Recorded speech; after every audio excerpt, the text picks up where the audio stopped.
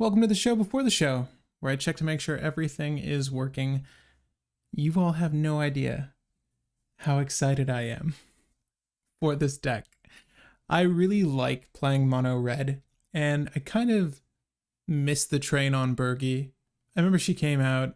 I did a version of a list, I believe, and we actually had one featured on Brew Wars ages ago, and it was fine, but elements of that card just bothered me, like the fact that you're never going to use the horn, you're never going to care about the boast, and making red off of every spell is cool, but having an outlet on the front of this card is insane. And I keep having to remind myself that, because if I'm not mistaken, Bergie doesn't damage people, and that's one element of this card that I just much prefer.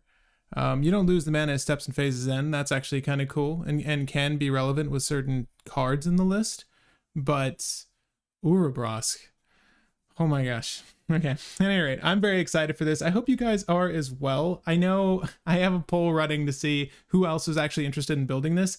Well, obviously we're building it today, so I'm 100% interested in bar minimum building it. But it's one of those lists that, I was looking through my deck blockers earlier. I need to, after the stream, I'm going to be organizing some cards and sending some stuff to like trade in, and then also I need to make some buys. But there's a slot open for mono red, and it's like super tempting for me. I wonder if the serialized versions will come down in price or only go up from here. God only knows. But I would totally get, because the art on that version is amazing. It's the one we used for the thumbnail. All the art for Urabrask is fine, but like that serialized one is so good. At any rate, very excited for this list. This is the show before the show. I'm getting way ahead of myself. I just wanted to share my excitement. Also, I've been asking around. I've been asking around. I'm trying to find the best deck box. Sorry. And I bought one of these, and I actually bought a second one because I like it enough. It doesn't seem very good for double sleeve 100 card decks like Commander, but for my one piece decks, like I have them in here. All right, so you see that. But what deck boxes do you guys use? And sleeve wise, I'm on katanas now. I just bought some katanas. I have like my own sleeves. If you guys remember, there was like a partnership way back. Have those sleeves still. They're still working fine. But for the one piece decks, I've got some katanas, and I'm double sleeving with a Dragon Shield perfect fit. And they fit these 61 cards with Dawn in here really well, but I tried to fit my Oswald deck in here and it did not work out so well. They also sell single versions of these. This is Card Guard, not a sponsor at all. Just plugging it because I thought it was really cool and the quality's actually there. I feel like I've seen other brands sort of model their own cases after this, or pretty much copy it. And this could even be a copy. I really don't know. But it's nice, like the quality's here, and I haven't seen many of these, so I was surprised. Like, you never really know when you gamble on new card cases, but this one's cool. But again, I'm curious to hear what you guys actually use for your Commander decks, because I wanted to get something new for them. I'm using the Ultra Pro 100s, and they're fine. Feels a little weird to have like a case that costs like 25 cents or a nickel to make, and then throwing all my most expensive cards in it. This feels a little bit more premium, and I can actually just throw this in a backpack and go instead of using this quiver case, which you guys can see right there. I've been using that for years, and like the zipper just doesn't function anymore. It functions one direction.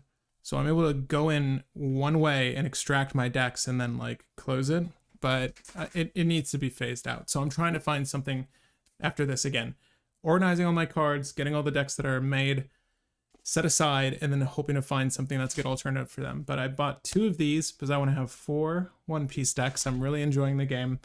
And then at least a handful of cases for Commander decks. Oswald obviously being one, and I'll probably just stick with monocolored decks. Like, I thoroughly enjoy the challenge of it, and then 2, they're generally not that expensive to build. And 3, it's much more entertaining for me, at least, to play a deck that's reliant on its commander. I know that seems silly, but that's just how I like to play, and not just having a thing that's in multiple colors that's a draw utility. Like, That's exciting and it's very good and efficient and it'll win games clearly, but it's just not fun for me. I prefer having a commander that does things that I care about and not just draw. Or tutor in Oswald's case, but it's an exception because it's mono white. At any rate, had to share that. I'm curious as to if anyone else has card guardian boxes. I saw the single holders and I was reading reviews of some people saying that double sleeved commander is a really tight fit, like you're not going to get your tokens in there, but it was better than these because they have, you notice those little shelves you can pull out. They're completely removable, but when I threw my whole deck in there, it was super awkward to get them out. Anyway, I'm just gabbing. I literally got it in today. I haven't had a chance to talk to anyone about it, so sharing that. Going to be a fun brew, Johan. Oh, yes, I really do think it will be. You can visit the tapped out link in the description to see where we're at. I took the liberty of throwing a few additions into the deck, like the land base. Tried to get that covered. We could probably maybe refine that. We'll see. There's one more MDFC land that I think is a good fit. It's the one that you pay 1 red and you ping a thing and it just kills it. That could actually be useful on the storm turn because it pays for itself and then potentially kills a 1 defense threat. There aren't that many of those, but you get what I'm saying. Even if it was just pinging a dork. Sorry, Deathrite Shaman. Deathrite Shaman, a 1? It doesn't matter. But yeah, the main combos are in there, and then we can discuss, obviously, the actual meat of the deck, which is going to be all of the cards that help us storm through our list. And then I obviously want to talk about some things. You'll notice there's a discussion point that I've pinned to the top here, and I hope you guys read it. Outside of the poll going, outside of Proliferate, if you guys know of any tricks to add counters to cards, because to be frank, I've never really, outside of +1/+1 counter manipulation, I've never really considered a lore counter manipulation or any other counter token manipulation. Generally, the strategies for those are a little slow because the cards that really benefit those decks or those strategies are a little clunky. So that's why, kind of steered away from that. I'm gonna shift this. Oh, ooh. Yeah, I gotta get the rest of that Monster Hunter poster in there. Okay, that's better. I can see my screen a little bit better. At any rate, yes, Johan, gonna be exciting. Hey, Jeff, super excited for this. Me too, seriously. I really do think that this is gonna be a good deck. I really do believe that we can pop off on turn 2. I you know what? Like, I've seen stranger things happen. Literally with a secret lair. I've seen stranger things happen, and I'm willing to bet that this will work out.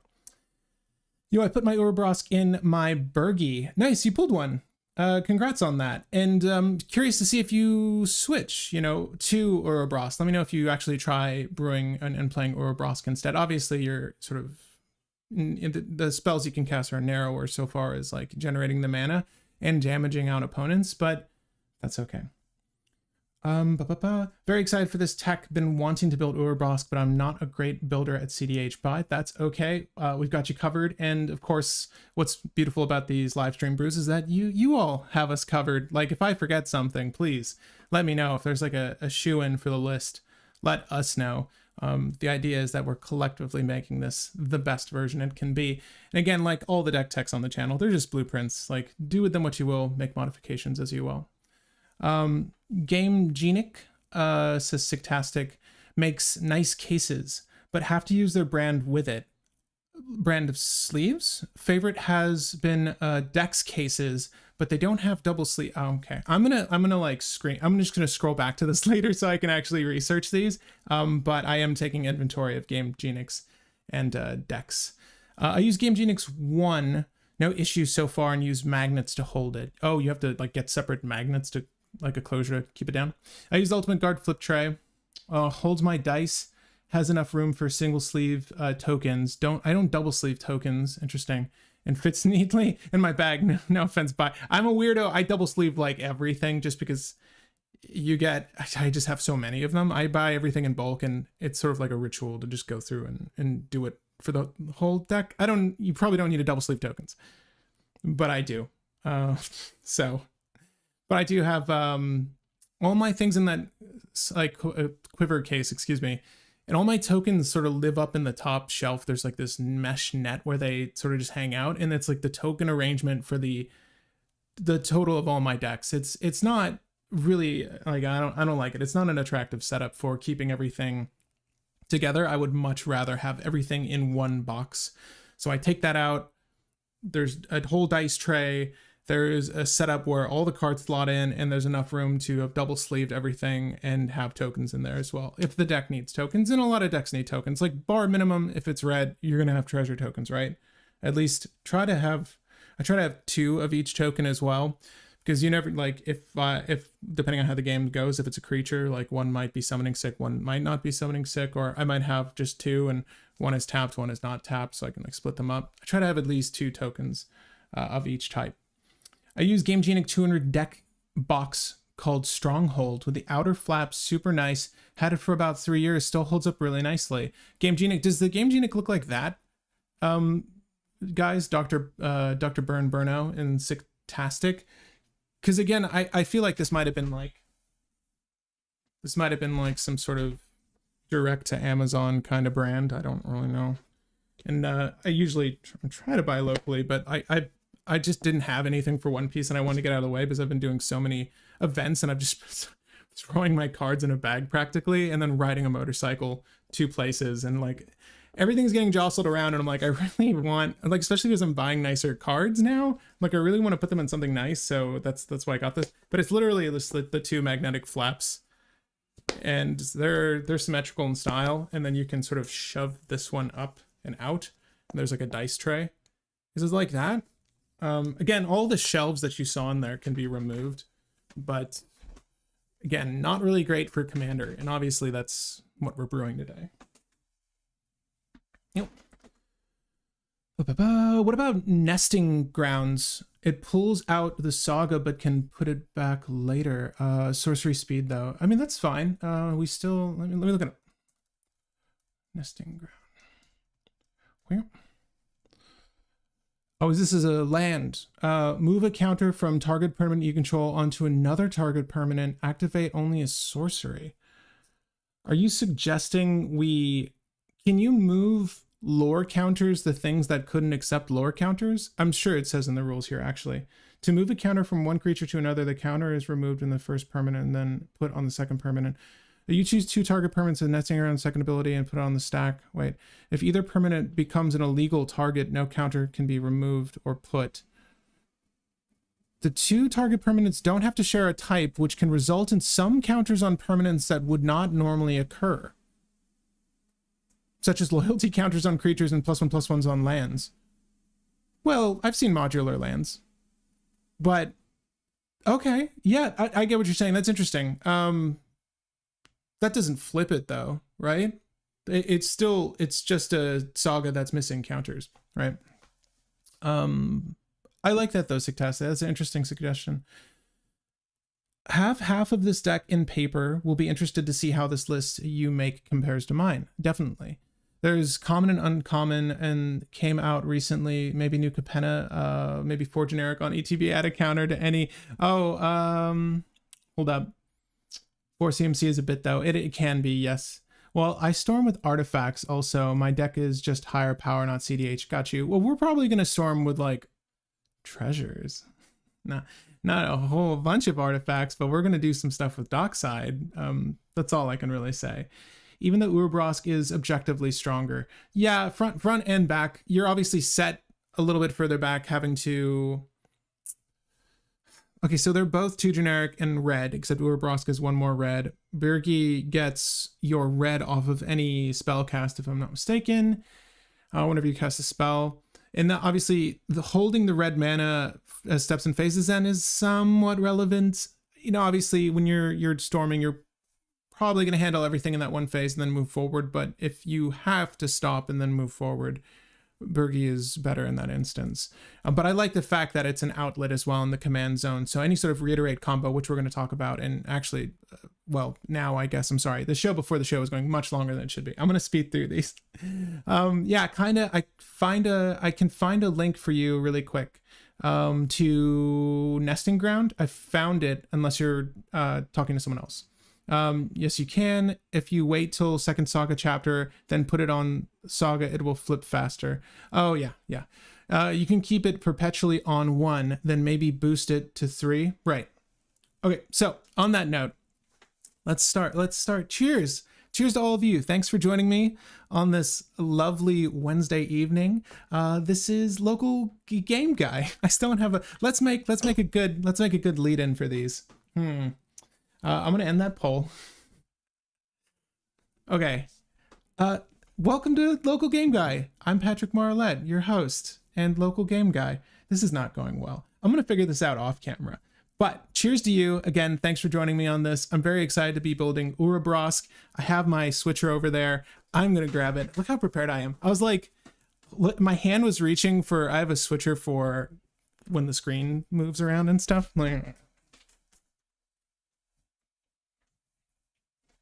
So that, yeah, that nice little loop deck. Okay. Urabrask. We're building Urabrask today. Okay, so it should be on your screen. This is a new legendary from March of the Machine. It is one of the 5 Praters that was released, and they're all pretty cool. I would say that this one's easily my favorite. For 2 generic and double red, Phyrexian Praetor, legendary creature, obviously. 4/4 body, first strike. When you cast an instant or sorcery spell, Urabrask deals 1 damage to target opponent. Okay. While you're storming, if there's only one list that has black in it, you know, I hate to be that guy, but target them. Don't let their Adnos get fat at any point if we can combat that. And this is like pre-ending the game storm. Add 1 red, period. Amazing. Wow. Thanks for putting that there, guys. This is great. Everything about this card became more interesting. But wait, there's more. Pay a red, exile Urabrask, then return it to the battlefield transformed under its owner's control. Activate only as a sorcery and only if you've cast 3 or more instant or sorcery spells this turn. Sure. We're fine with that. Oh, hey. When you highlight it, it's still the front of the card, but that's okay. We can get a good view of this. So when you flip it, you're going to add a lore counter and take on the first of the Great Work, which is the Great Work deals 3 damage to target opponent and each creature they control. That's amazing. Removal, be smart about this. Like, don't kill the Aethersworn Canonist, you know, hate bear board if you're not ready to go off. I would arguably say it's probably better to kill the Timna setup or the person with the Dark Confidant or the thing that's giving them value that you're not getting. Keep the stacks unless there's too much stacks. But if you really have to, like, nuke that board with the Arcana, all of that stuff. Everything's dead. At 3, generally speaking, everything is dead. And again, unless it's a Drannith Magistrate. If you went first and you got this out and there's a Drannith Magistrate, ignore that board. Ignore it. Okay, Lore 2. Create 3 treasure tokens. That's awesome. Why is that awesome? It doesn't seem like on the surface that just seems okay until you read the next ability, but having mana of any color is really important. And I think I put in a rainbow land or 2 in this deck because genuinely speaking, I would really like to manipulate spells with rainbow lands and not have to rely strictly on treasures. Even though 3 treasures is likely enough, we'll also be generating treasures with a couple of other important cards that exist in red, and we'll talk about them in a second. But until end of turn, you may cast instant or sorcery spells from any graveyard. If a spell cast this way would be put into a graveyard, exile it instead. Exile the Great Work, then return it to the battlefield. So not only do you get your outlet in Storm utility back with Urabrask, you are able to leverage, and we can have them both on the screen now, you're able to leverage everyone's graveyard to win effectively. Obviously, the back end's kind of slow. So, you know, one might say, would it make more sense to build a slower list around Urabrask? I don't necessarily think so. I think there are ways we can cheat this out. There's actually a new card that I really want to try called Staff of Completion. Completion. That's not how you spell it. At any rate, for 3 generic artifacts, tap, pay 1 life, destroy target permanent you own. This is actually a really interesting nod to a card called Despotic Scepter. I don't know if that's what they intended, but there's an old card that it's a little bit of a pet card for me, but that's kind of, without the paying of life, it's kind of what it does. Anyway, you can also tap it, pay 2 life, add 1 mana of any color. Super relevant for this deck, clearly. Tap it, pay 3 life, proliferate. Probably the most important aspect. When you proliferate it once, you get the 3 treasures. You can use those 3 treasures and pay 2 generic to untap Staff of Completion. That's probably the most important element here because it's going to let us go into the 3rd saga for 5 generic total. It seems like a lot, but we should be using cantrips and rituals to go through our list and make mana such that when we get to this point, we should have the mana requisite to just turn them again, and then start making mana again. That's probably the most important element of this card. And obviously you can tap it, pay 4 life, draw a card. You're suffering a lot of life loss here, and we're also relying on Treasonous Ogre to help with storm turns. So bear in mind, like, this isn't Godo, like when you drop Treasonous Ogre, you're not going to win the game, but it is going to help us consistently pull through our deck. And I believe that this is going to be core to the strategy here. I could be dead wrong, but I like it enough that I'm also manipulating Goblin Engineer to put it in our grave. Because to me, if we get into that Underworld Breach turn, I would like to entomb the staff, and we could bring it back if the game is slower with Goblin Engineer itself, but also Underworld Breach just lets us play it back. And then that would give us the opportunity to turn this over and then get our outlet back with our Storm utility. But again, like, I don't see 5 CMC being a high cost to do what you're doing with this deck. I think that's an insane amount of value. Like, to me, getting to leverage everyone's graveyard again, to include my own, right? Like, as soon as we turn it over, start casting all those rituals again. Just start everything you've done and then use your opponent's graveyards against them. I think that this is going to work really well, and I hope I'm right. But I've never seen anyone use this card. I think it's new, but I saw this when I was researching Proliferate. Okay, at any rate, there's a few more utilities here, but I do want to just discuss like the dynamic of the deck. It is going to be an Underworld Breach Storm deck. You can make an argument to run... a Aetherflux Reservoir as well in this list, but right now you'll notice the only win con is Grape Shot. And we have a Finale of Promise.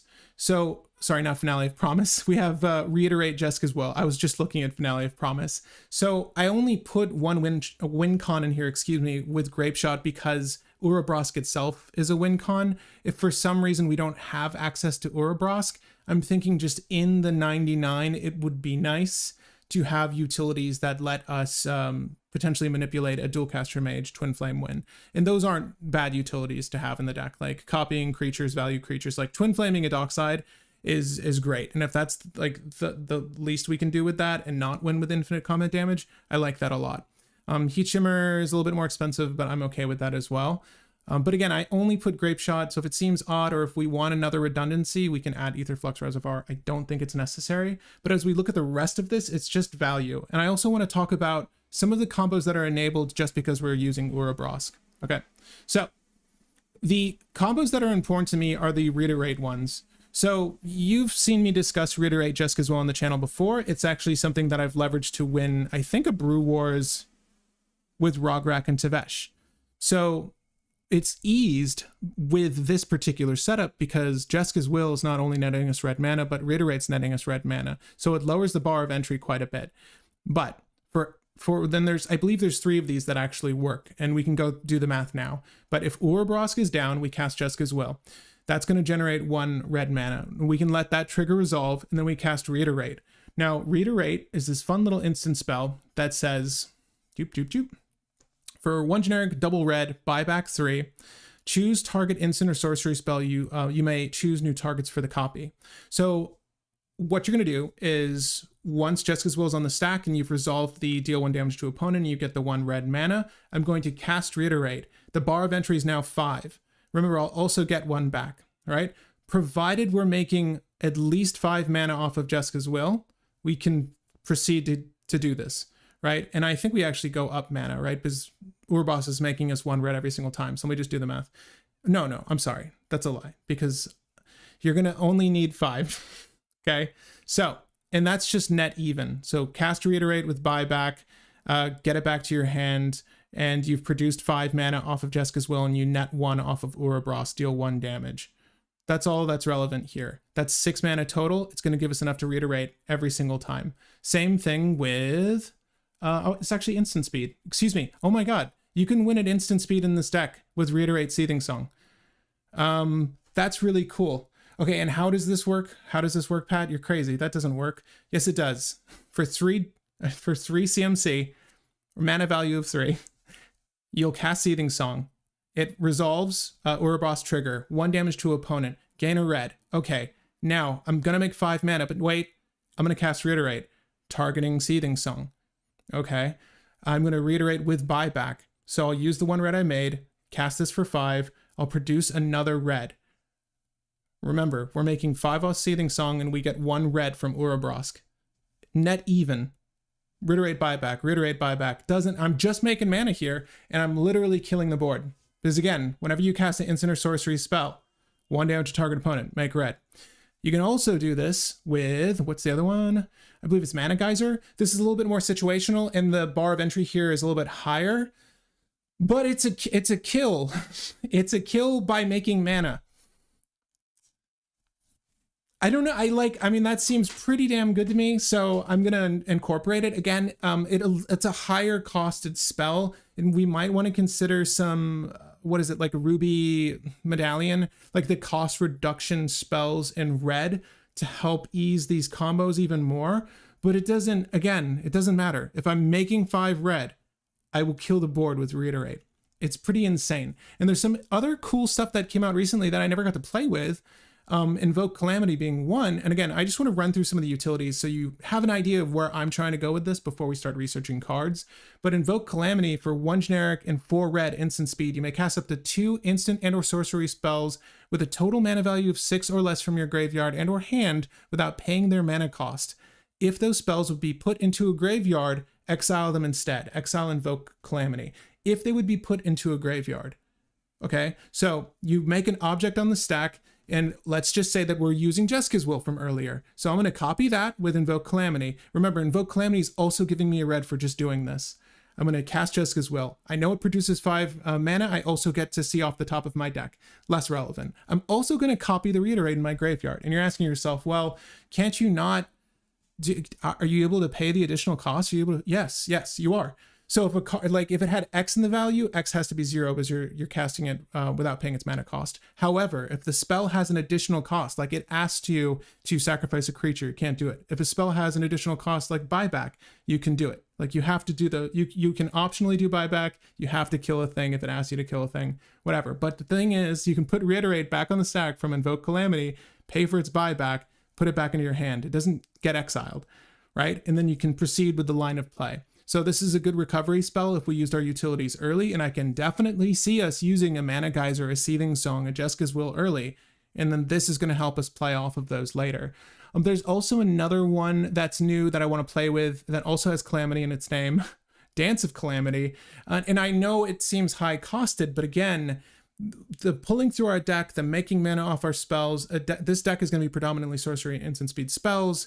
We're going to get so much value off of Dance with Calamity, I think. We'll see if it pops off. I know we talked about it on the channel. This is the deck to test it in, so it's the deck I want to try it in. And one last value piece I want to look at is March of Reckless Joy. I think that this is just going to help us dig through our list when we are sort of failing on turn, like if we don't have any good red cards in hand that help us storm, we can leverage March of Reckless Joy to pull through the top of our deck. You only get to play 2 of those cards, but even still, I think that this will be very good. At any rate, not sure about Mana Geyser. In a lot of situations, opponents usually hold mana open. Yeah, again, like I want to test it. This is the weakest of the lot, but provided there are 5 lands tapped, we get there. Okay, so I'm going to go through some of your comments because I've missed everything you've said. Okay, so the combo I have on my list is Reiterate and a Mana Ritual to pay for the buyback cost infinite times Urabrask ping. Oh, you mentioned it. Yep. Also, when you did change the channel name to Local Game Guy, Sictastic, this was last month. Last month we changed it. 3 damage becomes 5 with Torbrand, or just do 1 damage infinitely. Haze of Rage and Stormkiln. Stormkiln Artisan is the one that gets us treasures, right? But I don't know Haze of Rage. Creatures you control get +1 +1/+0 until end of turn. Storm. And then, are you saying that that's a combo? I'm sorry, Storm, Kill, and Artisan. This is like a combo for the deck? We'll soon find out. Okay. He gets +1/+0 for each artifact you control. Whenever you cast an instant or sorcery spell, create a treasure token. So you're making 2 mana, and you're suggesting, well, unfortunately, that's a 3 total to pay for the spell and pay for buyback. You're only making 1 red off of Urabrask and 1 treasure, right? Or copy an instant or sorcery spell. So I guess Storm would apply to Magecraft here. Is that what we're saying? Is that true? Well, Storm, Kill, and Artisan's probably going to be in the list regardless of whether Haze of Rage is or not. But those two do work well together, right? When you cast a spell, copy it for each spell that's been cast before at this turn. Yeah, I think that works. Whenever you cast or copy an I think that applies to Storm. I've actually never, I don't think I've ever played with that synergy, but I do believe you're right. So thank you, William, for that suggestion. Staff of Domination, I don't know. There's got to be something you can do with treasures and Throne of Geth, Grinding Station. Yeah, Throne of Geth is also really good, guys. But let's go ahead and just add some of the cards that you're suggesting now. Like, I like the... let's look at the buyback options before we add Storm Kill? No, Haze of Rage, excuse me. Not to say I don't like your suggestion. I just feel like it's a dead card outside of combo, and I don't necessarily like adding cards like that to my list if I can avoid it. So we'll see if there's anything better. But if not, then obviously we can add any Storm card, obviously, or any buyback Storm. Geez, that's like such a niche thing. Yeah, that's I don't think there's gonna be another buyback Storm card, actually. Let's just add it for now. Again, it's such an awkward card, but I like it a lot. Runaway Steamkin is decent here. Yes, this is, and you guys can check it out. So whenever you cast a red spell, Runaway Steamkin has fewer than 3 +1/+1 counters. You put 1 on it and then remove a +1/+1 count, 3 +1/+1 counters, excuse me, add 3 red mana. So when you're storming off, you get to run away with a lot of red mana. I like that a lot. Obviously, it's kind of like a do nothing on turn if you don't have any mana to play into it, but we'll hopefully have some cantrips to just roll into it, obviously, right? So we'll say we have 4 mana on that turn, play the Steamkin, right? And then, or I'm sorry, just 3 mana. Play the Steamkin and then use one of our many cantrips, hopefully. We'll have a few in hand and we can just roll into the Steamkin here. No Gemstone Caverns in the mana base? Is it not? Is it not? We can add it. Yeah, and again, let me know if anything's missing. That definitely should be in the deck, though, for sure. I thought I added that. Thank you. Dance with Calamity is 100% are playing so much Ritual plus Urabrask is a little bit of Ritual himself. Yeah, 100%. I agree with you. Yeah, the copies from Storm to do trigger Magecraft. Thank you, Will. Yeah, I came to that conclusion a second later, but yeah, that's so cool. I don't know if there's another buyback Storm card in red, mind you. Let's Go was hoping there was good deck with Dance of Calamity. Johan, this is like, I'm telling you, I feel like this is the one. Krark and DRC, good here. Oh, let me see here. Goblin Recruiter might be fun with Dockside and Engineer in the deck. And we'll Burgi, in this deck we'll have Burgi. I think we should probably add Burgi to the 99 as well. It's just an obvious inclusion. It's sort of doing the same thing as Runaway Steamkin. I feel Haze of Rage absolutely should be in the list, and the Storm might not be a win, but worst case scenario, it's cheap way to chunk down the ad nauseum player really well. Let me look at it again, right? Is it just giving one of your creatures +1/+0? Yeah, I guess you can. I mean, truth be told, like if there's a way to just net even with this, you could just nuke someone with this. Like depending on how hard we storm, I mean, I don't like single player elimination, generally speaking, but if we can get away with it, then I can see us doing that. I agree though. It's in the deck now, right? Did I add it? I hope we added it because it's a really unique card. Can Moonsilver Key fetch Staff of Completion? Does Staff of Completion make mana? I'm sorry, it does. I was number 2. You're absolutely right. So yes, Moonsilver Key can fetch an artifact that produces mana. and that's one hell of an artifact to fetch. So yes, this is 100% a good deck for this. I do like to have at least 2 targets, but remember, we're also on Underworld Breach, and that package includes, say it with me now, Lion's Eye Diamond. So that's 2 things, and my general rule of thumb here, if you're going to add a tutor to any deck, is at least have 2 targets. Minimum. This might be a crazy include, but what about Shaman's Trance? It's another one that makes mana. Am I mistaken? Oh no, okay. This is not what I thought it was. Either play it to counter someone's Breach win, or use it on your turn to storm off with cards in your opponent's grave after the Mnemonic Betrayal, and that is in reference to the 3rd lore counter getting dropped. It's even better than Mnemonic Betrayal though. It's such a good, I think we're downplaying, I don't know, I haven't played this, and you might not be, but I feel like it's just a really good effect. I'm so excited to flip this card. Other players can't play lands or cast spells from their graveyards this turn.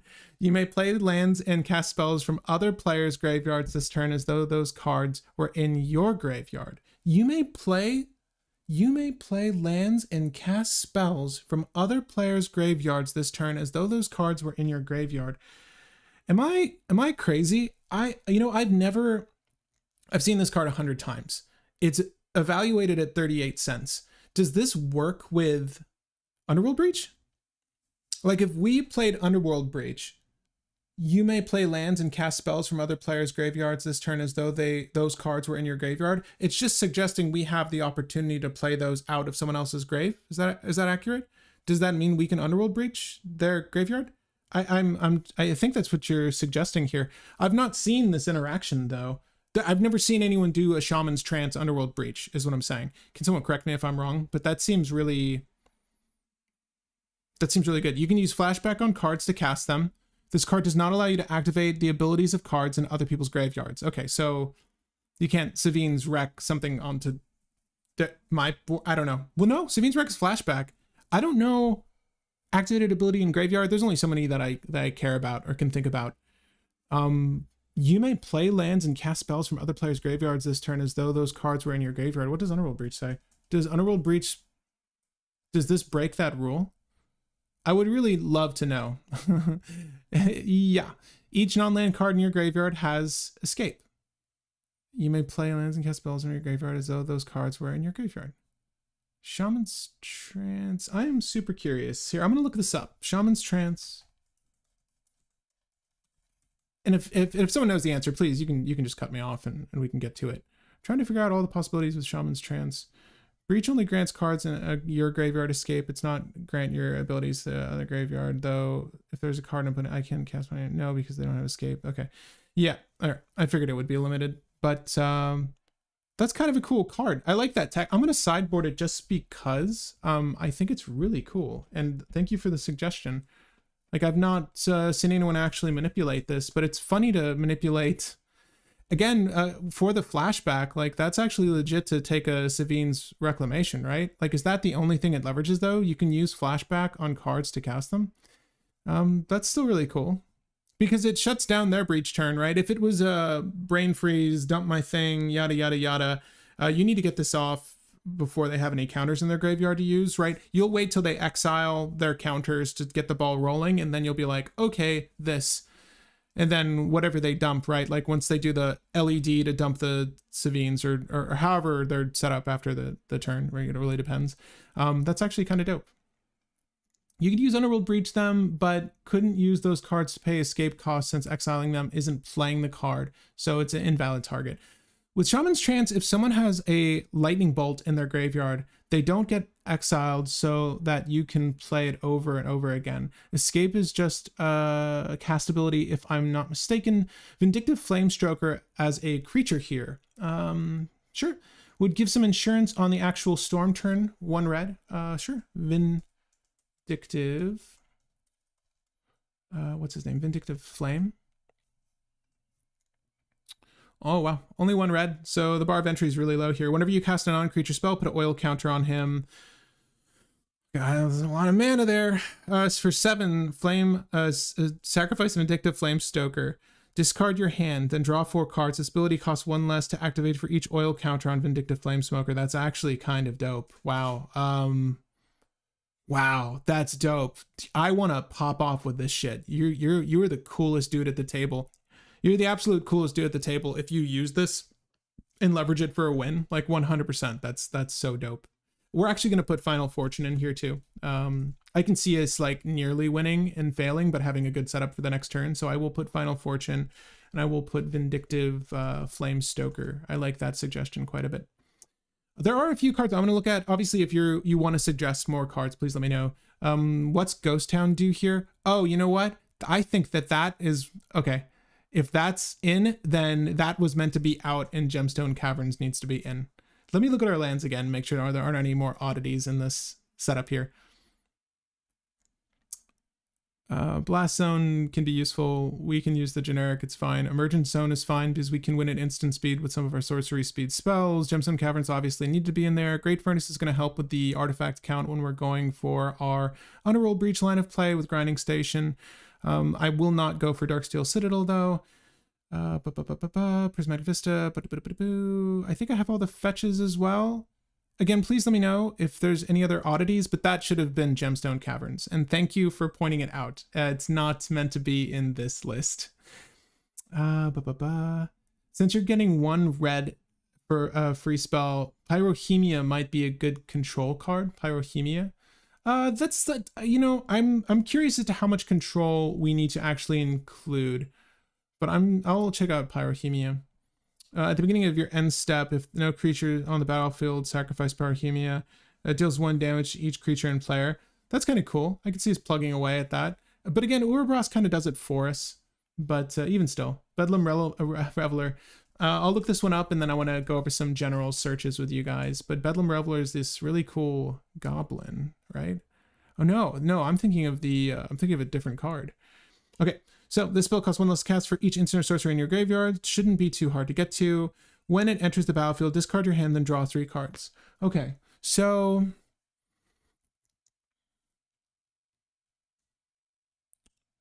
I like it. I actually do like this. Yes. And if you have any other quirky, and I don't mean that in an offensive or mean way. If you have any interesting quirky draw utilities, please let me know, because these are the ones we want to leverage legitimately. This one's actually really cool. I am going to do a general search for treasure, draw, and I'm going to do instant and sorcery to start, right? I want to see what we have in these colors right now, because this is almost the same thing as having a ritual, right? So like a Pirate's Pillage, all this stuff, this is going to let us go through our deck and then cast off the top. These aren't great. What is this? As additional cost to cast a spell, discard a card, draw 2 cards, create 2 treasures.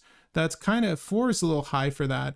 Draw 2 cards, create 2 treasures, and then discard a card. Pirate's Pillage is the same thing, but it's a little bit easier to cast.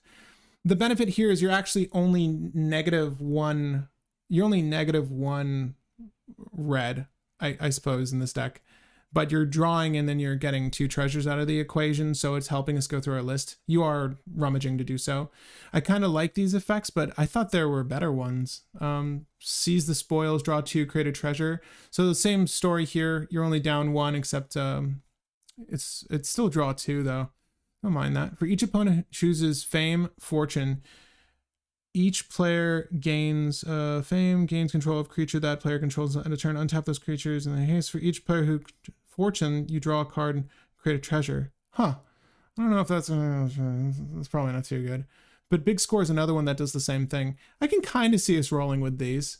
I'll put them in for now. They're a little wonky, and they're not necessarily like as good as just some of the cantrips, but I will do that. Also, if you know of any decent like jumpstart, Faithless Looting would be good here, right? Faithless Looting would be good. But any other sort of rummage through our list with like flashback effects or jumpstart or any of that stuff, we'll do Seize the Spoils. Again, we're probably going to cut some of these if I'm being frank with you. But I just want to put these in the list for now, and we can remove them later because I don't want to have to look these up again. Unexpected Windfall. These are all just okay. I really thought they were better. But I do want to look up the cards like Thrill of Possibility. Also, as it will cost discard a card, draw 2 cards. So let me see. Discard card, draw. Discard, draw. Just gonna do that. And this will give us a few more options, I think, than the other one that makes treasures. Although, obviously, making additional mana on top of what we're doing is probably more important. I still like Faithless Looting a lot here. Urza's Saga in the lands, or is too slow? I think Urza's Saga is maybe a little too slow. Personally, Strike It Rich creates treasure tokens, and Overmaster should be 100% in the deck. Overmaster just jams your next whatever spell, your next instant or sorcery is secured, right? Right, and it draws a card. Oh, 100%. Yeah. I want to look up draw as well. Let's just do here. Let's just do this. Not just discard draw. Let's just look up draw. But it's also important to note that there's a lot of utilities now in this color where you exile the top of your deck and can play it. I also want to look into those, but that's going to be a separate search. But yes, Overmaster 100%. I almost feel like Overmaster might be, I don't want to say misplayed, but sort of just played out to continue the chain of plays and maybe not leveraged for its a great effect. But that's okay, even if that's the case. Each player draws 3 cards, then discards 3 cards at random. Burning Inquiry is kind of funny here. You know, honestly, I don't hate Burning Inquiry because it can really mess up our opponent's hands or benefit them, but if our hand is shite, then I don't mind ditching it. Draw a card at the beginning of your next upkeep. No. So when we look at cantrips, we want the draw at the moment. So things like Ancestral Anger are actually okay. We will remove some of the lesser ones, right, as we go along, but I just want to get a whole list of these cantrips down, and then we can sort of weigh the pros and cons of all of these. I'm sorry, it's called Crash Through.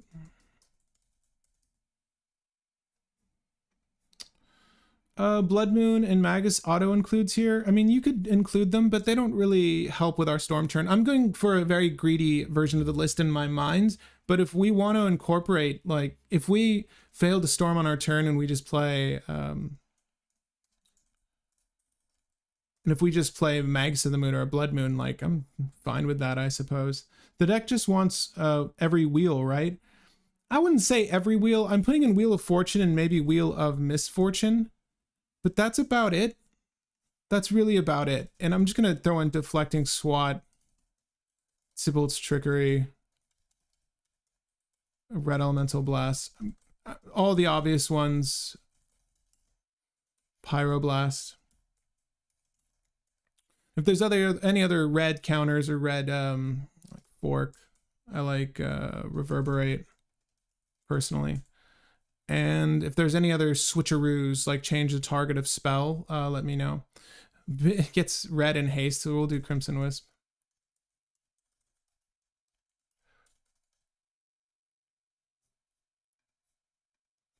Oh, I think Gamble's in the deck already. I did put Gamble in the deck. Into the Fire, Winds of Change. Are these all things that we're going to run into in a second? I'll add them if they're here. We also need to add our fast mana, mind you, so we'll want to do that in a second.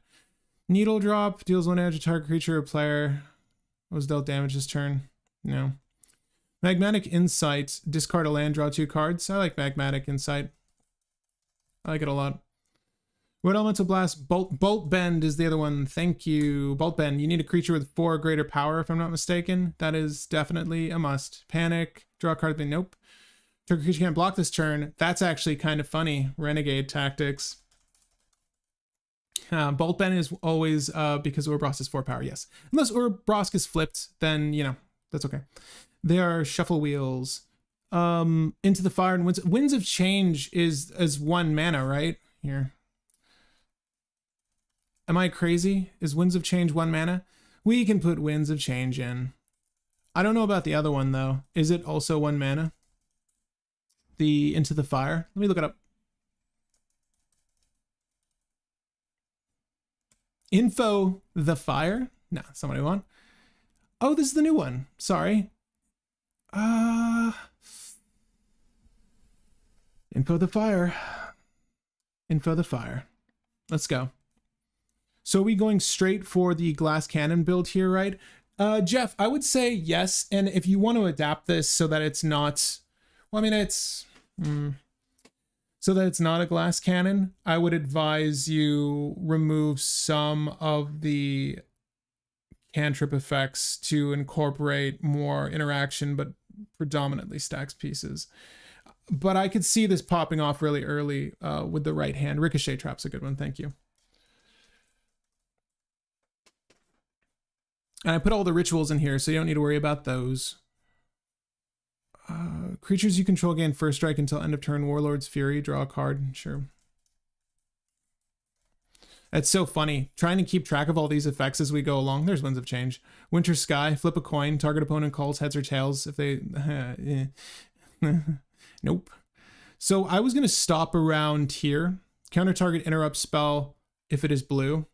Counter target instant spell if it's blue. Draw a card at the beginning of your next upkeep. If it drew the card on the spot, that'd be kind of cool. It's not essential necessarily, but we'll add Cathartic Reunion. Yes. There's some 2 CMC and 3 CMC ones that we'll want to include. Fire Prophecy is cool. 3 damage to target creature. You may put a card from your hand to the bottom of your library if you do draw a card. Actually, like Fire Prophecy is like pseudo removal. That's actually really good for this list. Tucking something away we don't need necessarily. Discard, then draw a card, rebound. If you cast this spell from your hand, exile it as it resolves. Oh, that's kind of cool. You may cast this card from exile without paying its mana cost. Discard a card, then draw a card. If we Final Fortune, this could be a really cool setup spell. I don't like that it's, we're down 1, obviously, doing it, but it's pretty cool. Dangerous Wager, no. Draw a card until your next turn. Each card you've drawn, oh my god, Fist of Flames. I'm sorry, someone suggested Fist of Flames. Did we not add it? I think someone suggested this, and I like it. Fists of Flame, because you get +1/+0 for each card you've drawn this turn. If things go well, we're going to do a gross amount of damage with that, so I don't mind it. Reroute, change the target of target activated ability with a single target. You know, that's a little cheeky, but sometimes can be very useful. Wild Guess is up there for me. Tormenting Voice and Thrill of Possibility. So these are 2 I haven't added yet. Obviously, the Thrill is a little bit better because it's instant speed, but we're trying to do the thing on our turn. So we'll add both of these. And again, we're going to remove quite a few of these as well. So don't worry your pretty little heads, okay? Don't. Tormenting Voice. There's some good art for that one. I don't think I have Dual Caster Mage in here yet, but it is something we did discuss off the top, so let me just go ahead and add that. Dual Caster Mage, Twin Flame, and Heat Shimmer are the only ones that currently exist that I know, but let me know if I'm wrong. Dragon Rage Channeler, excuse me, is good here. I'll look at Dragon Rage Channeler really quick, but I do want to go through these 96. Like, this is not a lot of cards to cover. Whoa, that's not it. Add 1 your mana pool for each attacking creature you control until end of turn. Target attacking creature you control. We're not going to have enough creatures to do that, are we? I mean, this is another instant speed win with Reiterate, though. It's too cute. I think it's too cute. But let's look up your Dragon Rage Channeler. This is the one that's one. Yeah, there she is. Whenever you cast a non-creature spell, Surveil 1. Look at the top card of your library. You may put that card into your graveyard. Yes. As long as there are 4 more cards in your graveyard. I like Dragon Rage Channeler here a lot. This is really good filtering. It's also fueling our breach lines. So 100% a good include. Thank you for this. I like it a lot. Okay. Greening Ignis in this list. I think Grinning Ignis doesn't work here, right? Like Burgi, it works because you're generating mana off of any cast, but in here, it's only instant or sorceries we care about. It's a good way to like piggy bank mana, I suppose, but I'm not sure it's the one we want to use. If your wheels and rummage effects count get high enough, Containment Construct can be a slot. Duly noted, Containment Constructs, we'll have to look that up, or at least I will have to look that up. And Inner Fire might be okay if we expect to be flush with cards. Inner Fire. Am I looking at it? I'll look it up. Panic Attack. So the last few that I really want to consider here, gang, I have Valakut Awakening in here as well. I find Valakut Awakening good for this. Okay, so the last cards I want to look at are ones that, ooh, that's kind of cool. This Miracle card, is there a good way to set this up? Each player discards, there's not a really good way to Miracle that, unless, you know, we saw it off the top with Dragon's Rage Chandler, I suppose. What I want to do is cost less, and we'll just search instant or sorcery spells that cost less. Also, we're going to want to look into some cost reduction, just general cost reduction. But let's see what we can do to reduce the cost of things. The spell costs 2 less to cast for if it targets a blue permanent. The spell can't be countered. Okay. The spell costs 2 less to cast if it's night. Right. That's not going to be a thing for us.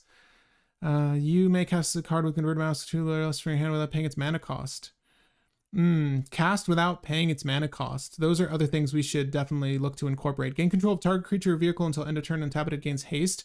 You know, I kind of like Kari Zev's expertise, if I'm being honest. In a funny way, like if someone plays a Grand Abolisher out early and like just passes, it could be our Grand Abolisher, right, for the turn, and then we can continue to go off and proceed by casting a spell for free. So we're making 1 red mana off of Kari Zev's expertise, and we're making additional red mana on the cast of this 2 CMC or less spell. I think Kari Zev's expertise is actually good here. In the minimum, like I'm expecting to see a Tymna or something, so I'm gonna get a draw off of that Tymna potentially. Stop the storm, proceed to combat. But I like Kari Zev's expertise a lot. Kari Zev's expertise. Past in Flame is not in the deck because it's on our commander, but Past in Flame can be in the deck. Am I wrong? Did I not? We'll put Past in Flame. I think it's fine. Past in Flames, excuse me. Cinder Pyromancer could also accelerate your win, and I will look up Cinder Pyromancer before I continue here. I'm at tentative connection. Cinder Pyromancer? Cinder Pyro. Deals 1 damage, bloopity bloop. Whenever you cast a red spell, untap. Oh, I see what you mean. I don't like the 3 CMC of the card, but it's not a bad card. Mizzix's Mastery is not in, and I forget why I didn't put it in, but I will try to level with you in a second. There was a reason I didn't put it in, but it was a consideration. Invoke Calamity is in, I like that. Dance with Calamity, Volcanic Salvo. This spell costs X less to cast, where X is the total power of creatures you control. Additional cost to cast this spell, you may tap any number of untapped creatures you control. The spell costs 1 less to cast. I don't want to cast Blasphemous Act unless we're on the back end of our Urabrask. Like, then it's funny. It's very funny to cast Blasphemous Act, but is there any other one that is reduced in cost by just having cast instant or sorcery spells this turn? Like, I liked that a lot. This spell costs 3 less to cast if you control a giant. Nope. We'll look up without paying as well in a second. Gain control if you control a creature with menace. Nah, sadly. I think Thermo Alchemist is a cheaper version of Tim. Light Up the Stage is likely always 1 red in this deck. Light Up the Stage. Did I miss it? I'm sorry. I think... How does it read? Light Up the Stage? Is that it? Spectacle 1. You may cast this spell for its spectacle cost rather than its mana cost if an opponent lost life this turn. Oh. Oh, wait. All right, so these are those effects we should be looking for. Give me 1 second. So let's look up Spectacle. Okay, I'm lying. I wanted to look up one other thing first. Let's go here. Let's go here. We're gonna do not cost less, and it's what? Convert a mana cost from your hand without paying. I want to do without paying really quick.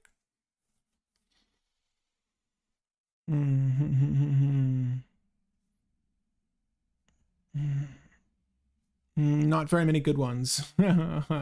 Top 3 cards of your library. Until end of turn, you may play those cards. If the spell casts, they would put into your graveyard. I don't like Ignite the Future. In Mizzix's Mastery, exile a target card, instant or sorcery spell from your graveyard. For each card exiled this way, copy it. You may. The reason I don't like this is it's exiling it. Whereas like something like Invoke Calamity, it lets us cast it from the grave, and if it would go back, it would be exiled. This will functionally making a copy of Reiterate is not going to let us put that copy back in our hand, right? Like this is a less effective Invoke Calamity. While it is less expensive. I'm going to put this on our sideboard. I mean, it could still amount to a win. I'm not saying it can't. It's just, it's not as good as some of the other things I think we have in the deck that are at that cost. And obviously the overload there. Oh, yeah, we should totally run Mog Salvage. I think that's funny. Mog Salvage is good. That's always sort of a must. Mog Salvage. There we go. Okay. Is it Chemister? Is it Chemister is in just red? We can look at it. Dreadhorde Arcanist is the one that needs to attack. Is that right, William? It's a little slow is what I'm saying. Exile target instant or sorcery card from your graveyard. Cast any number of exiled cards. My Kingdom for an untap. I mean, it's not bad. Galvanic Relay is also good. Galvanic Relay.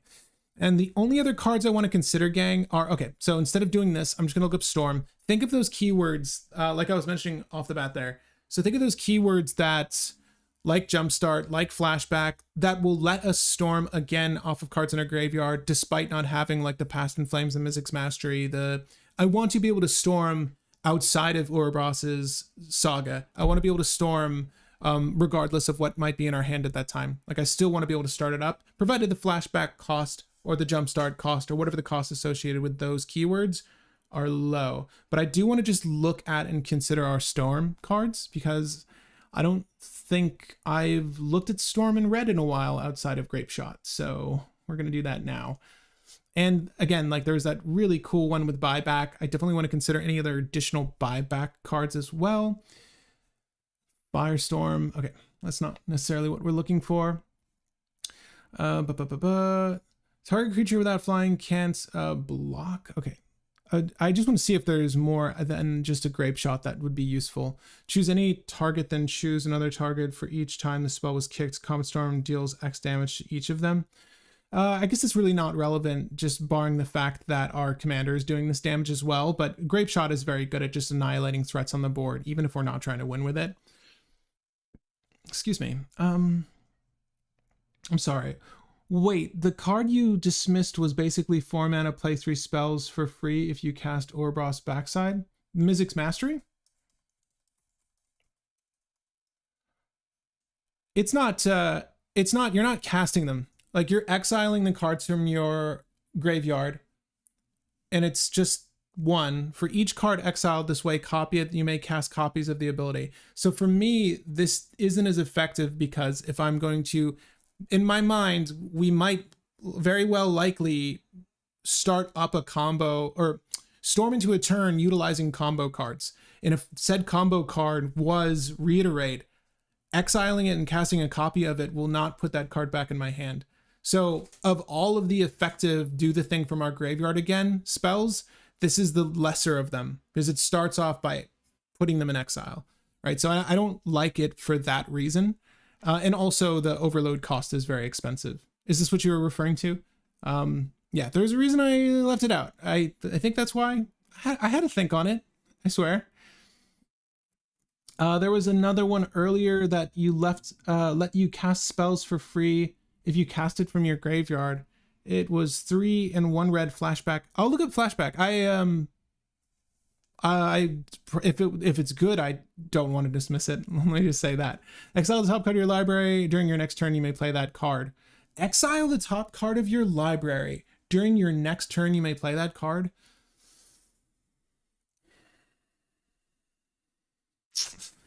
Oh, it could have been so good. This could be really good. Did we add Galvanic Relay already? During your next turn? I feel so iffy about having to wait. I think we might have added Galvanic Relay. We need to save and continue editing. Winds of Change. Okay, there's always an issue with like the sets these are from. I don't know why. Tapped out. Okay, Strike It Rich is a ritual like Strike It Rich. I think we put Strike It Rich in the deck already, but I could be mistaken. I guess we did. We did miss it. Excuse me. Strike It Rich. We'll add that now. Throes of Chaos, Retrace isn't great, but it's 2 spells effectively. Let me look up, not Storm, because I think we got the good one, right? I think more importantly, we should be looking at any sort of buyback utilities. Buyback. We're already over 100 cards, folks, so we're putting ourselves in a tough spot here. And I'm not gonna lie, Stormkill and Artist is probably not the first thing I'm jumping for. Like when I get the Imperial Recruiter or whatever I can get to tutor him, it's probably not the first thing I'm getting. Is his attack 2 or less? We'll see. I'm not thinking that's what I'm going to go for, but it's Reiterate and Haze of Rage are definitely the best ones. And then I want to look up the keyword Flashback. Flashback. So we have Faithless Looting. We have... Some of these are expensive. Strike It Rich, thank you. We definitely put Strike It Rich in now. Thank you. That was a good suggestion. We weren't looking up just purely Make Treasure, but maybe we should look up Make Treasure. We should look up Make Treasure. There's more than Dockside. Let me know if there's any other treasure generators that work really well in this list. Strike It Rich is clearly a good one for the deck. Increasing Vengeance. Copy target instant sorcery spell you control. If the spell was cast from your graveyard, copy that spell twice instead. You may choose new targets. Is this what you're talking about? I like Increasing Vengeance. Did I add it? I might be crazy. I feel like we've been adding a lot of cards. I certainly, let me just say that this has been a very fruitful stream so far. Like we've seen a lot, there's like a lot of things that are just generically good for what the deck is trying to do. And that's like a really good problem to have, but it's making me probably miss a thing or two. So again, feel free to stop me or just let me know if I miss something. Play spells as though they had flash seems to be wanted here. Improve your sorcery speed payoffs. Improve your sorcery speed payoffs. Improve sorcery speed payoffs. I'm confused, but sure. Where X is the number of color of mana spent on the spell. Bloopity bloop. There's a mono red storm card that chooses a random card in someone's hand and deals damage equal to its CMC to them. Increasing Vengeance is great. Yes, I agree. Additional cost to cast a spell, draw 2 cards, flashback. Okay. Electric Revelation. The flashback cost on that's just a little too high. Some of these flashback, obviously flashback is usually very expensive, but I had to look, you know, I had to give these a go. I also want to look at Jumpstart. There might be some good Jumpstart cards to consider in this list. Is that not how it's spelt? Is it 2 words? It's 2 words. It's a hyphenated word, excuse me. You may cast a spell from your graveyard by discarding a card. And well, I only want a Jumpstart card if it draws a card. Draw 3 cards. Target opponent may have risk factor deal 4 damage to them. If that player doesn't, you draw 3 cards. That's never going to happen. Target creature you control deals damage equal to its power to target player. That's actually kind of funny, but these are all very expensive. The maximum velocity might have been the only one we wanted to consider, but it's not good enough. Trying to think if there's anything else that lets us cast it from the graveyard that's a keyword specific spell. I run Experimental Frenzy. Oh, do you? You may look at the top card of your library anytime. You may play the top card of your library. You can't play cards from your hand. Man, I am very iffy about that. Especially if you're paying 4 to drop it. God, if you're paying 4 to drop it and you just brick on a land. Let's see if we need it. I'm gonna put it on the sideboard for now.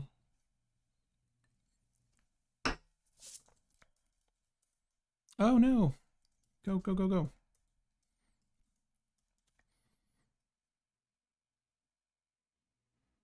You've been caught stealing could be good. Is this a real card?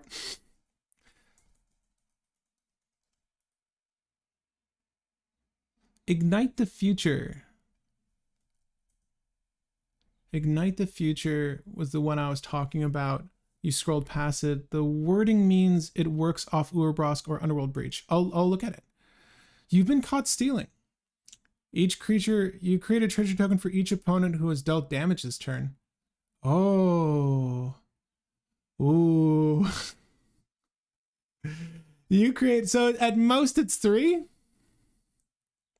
Well, it doesn't draw, but it does ramp. So it's technically it's a virtual 1 mana spell and it nets us 3 treasures. The answer is yes. It's so dumb that it's good. I like it so much. This is a weird one, but Keldon Flame Sage. Let me look at Ignite the Future again, and I'll see if I should add it for sure. Sorcery Speed, exile the top card, top 3 cards of your library. Until end of your next turn, you may play those spells. If this spell was cast from a graveyard, right, so Underworld Breach, or off of our own Past in Flames, or off of our own Urabrask, you may play cards with this way without paying their mana cost. That's really cool. Yeah. I think the 4 CMC kind of deterred me at first, but it's not too difficult to throw down. Let's add it to the list. And then we'll look at Ignite the Future. Is it not in the list? Again, I feel like I'm reading off things and thinking I've put them in the deck. This is a weird one. Keldon Flame Sage. Okay, I'm into weird. Let's do weird. The art's dope.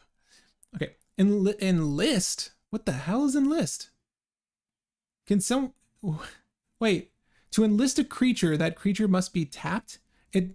Okay, I don't know what enlist does, but if someone can give me a little refresher on enlist, I've never seen this.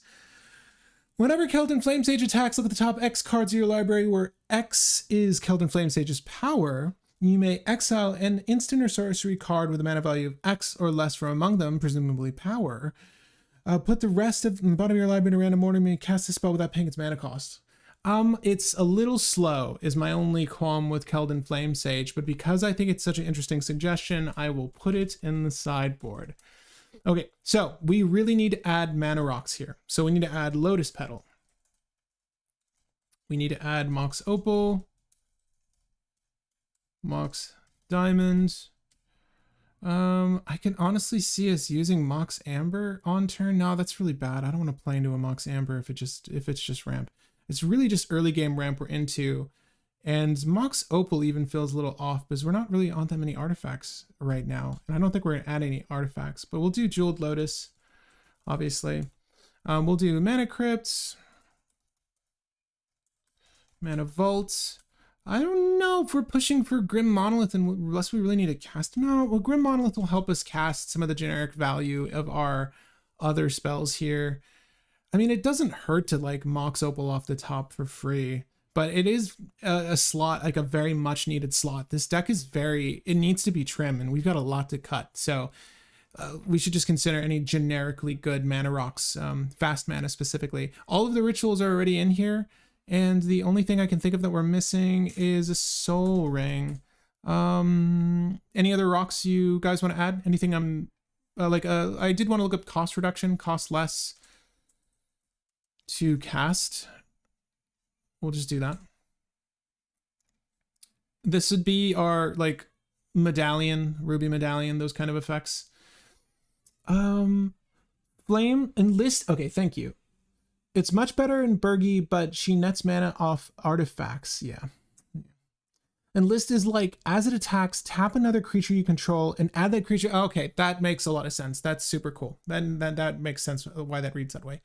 Flame Channeler would be an easy flip and use in this deck. Draw through your deck with Urabrask once flipped. I'm just going to add Flame Channeler if it's not already in, and then I will trust you. I'm just going to trust you here because there's been a lot of really good suggestions. You guys are a sharp audience today. Thank you. Is that a weird compliment? No, honestly though, you guys have had some really awesome suggestions, and I genuinely, I've already stated that I love this deck. Like I know I'm going to inherently enjoy playing this, so all the suggestions have been super helpful. Like I cannot wait to play this deck. Is Ruby Medallion worth playing in this deck, gang? Like legitimately? Is there a reason we would want to run Ruby Medallion? I'll leave it to a poll. Now, mind you, we do need cards to sacrifice with Grinding Station, and for the most part, it's going to be Dockside Extortion's Treasures. The only thing is, we don't have a good way to sacrifice Dockside built into the list right now. I don't think. And I'm not certain I even want to add anything for a sacrifice on Dockside Extortionist, because truthfully, the better play is just using a Twin Flame on Dockside Extortionist or a Heat Shimmer on Dockside Extortionist, any of those copy effects. So a medallion, definitely worth it, says Foster. Okay. Path of the Pyromancer might be a good addition. And I'm sorry if you're following along with the deck actively on Tapped Out, it's going to be refreshed right now, so you should get the full list in totality right now. So if you're making any suggestions that might have already been made, like you'll notice the cards now. But I don't know if Path of the Pyromancer has been suggested, so let's just look at that really quick before we go through our cost less. No, it has not. Discard all the cards in your hand, add red mana for each card discarded this way, then draw that many cards +1. Ooh, this is so interesting. This is interesting because it will also combo with, if we do Underworld Breach, Urabrask in play, and Reiterate in the graveyard, we are able to copy this spell on the stack, depending on how many cards we've discarded. And net is, provided it's 5, we actually win the game with this as well. That's really dope. Path of the Pyromancer. Any spell that generates enough mana to do the thing, I'm going to want to consider. I don't know how much of a redundancy we need for those things, but I like it. The Pyromancer. We're on Direfleet Daredevil, and please let me know if there are any new Direfleet Daredevil effects to steal tutors from graveyards, because if we have one combo piece in our hand, I'm telling you, I just want to grab the other one as soon as possible. So anything that can help us get there outside of our own effects is going to be great. So please let me know. Medallion. When cutting cards, can you put them in the sideboard in case anyone wants to make some shifts for their personal list? 100%.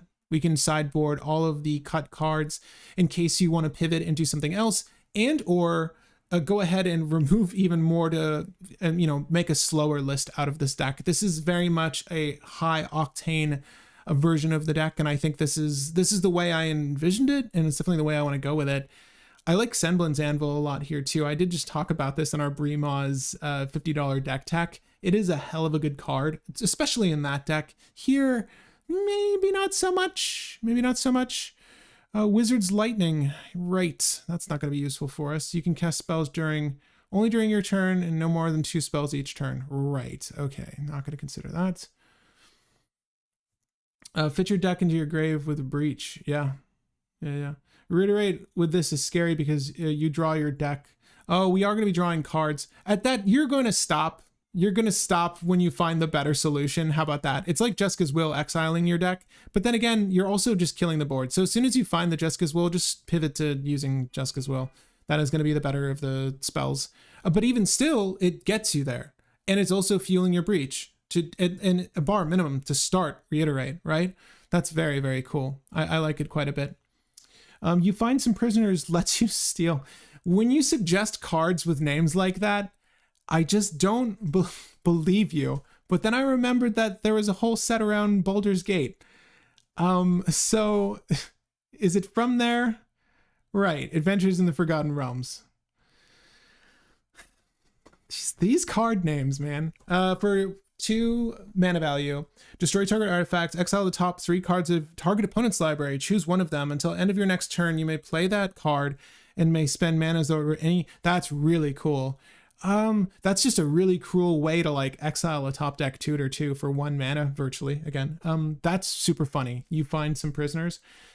I don't know if it's like a perfect fit for this deck, but I will sideboard it for now and we should certainly consider it. And I think that's going to be very dependent on who you're playing against.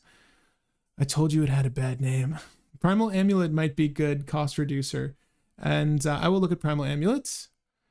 Each instant sorcery spell costs 1 less. Whenever you cast an instant or sorcery spell, put a charge counter on Primal Amulet. Then if there are 4 or more, remove them, flip it, add 1 mana of any color to your mana pool. When that mana is spent to cast an instant or sorcery spell, copy that spell and choose new targets for the copy. We'll 100% be able to flip this very quickly. But at 4 CMC, it's a rough way to start our combo turn, right? Are we trying to play Urabrask and like win on the spot? It feels doubtful. Like we'll need a lot. I almost feel like we'll be able to cast this and play into it, but it's like it only makes our 2 CMC spells that have generic and value virtually free. So, and getting the copy, it's really not that bad though. Ragavan and Simian Spirit Guide. I believe I put Simian Spirit Guide in here. I will state that Ragavan is not in here. And we should put Ragavan in here. I swear to God, I put Simian Spirit Guide. Okay, doesn't matter. Simian Spirit Guide, Ragavan. Ragavan is a good card, so I'm with you there. Yeah, those are both good. Yes, they are both good. Burning Prophet is good card selection. Let's go check it out. And then I think we have enough to play with. We have more than enough to play with. Whenever you cast a non-creature spell, get +1/+0 until end of turn, scry 1. This is almost like our channeler, except with scry. I like Dragon's Rage Channeler more, clearly for the Underworld Breach line, but I do think that card quality by way of selection like this is still a valid thing. Oh, hey, LGG. Do you have a Discord server? I do. If you want to follow over on the Discord, it's going to be on the homepage. If you go to the homepage for this channel, I believe I have a link up there still. It's labeled as the 99, so it might be confusing, but it is definitely the right Discord for you. And of course, anyone that's open invitation, there's no, you can join if you'd like, and we can chat on there if you'd like. More than welcome to join. Okay, so we got a lot of cards to cut. As a matter of fact, we have 17 cards to cut. So let's figure that out. Oh boy. Staff of Completion, again, the combo play, you need 5 mana to get the ball rolling.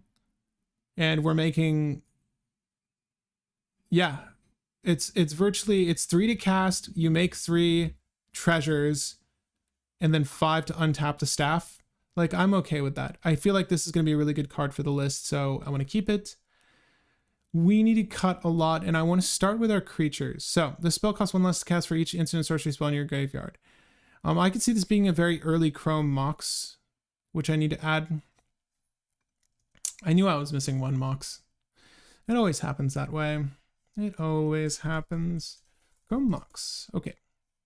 We need to cut 18 cards. Let's see here.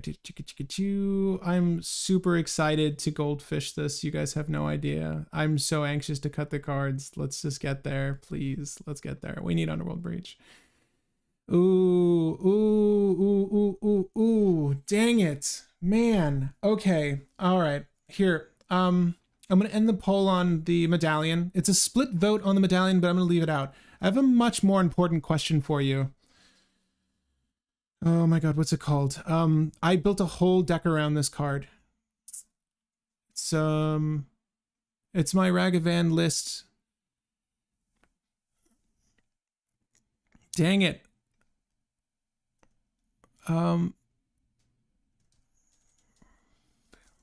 Same type.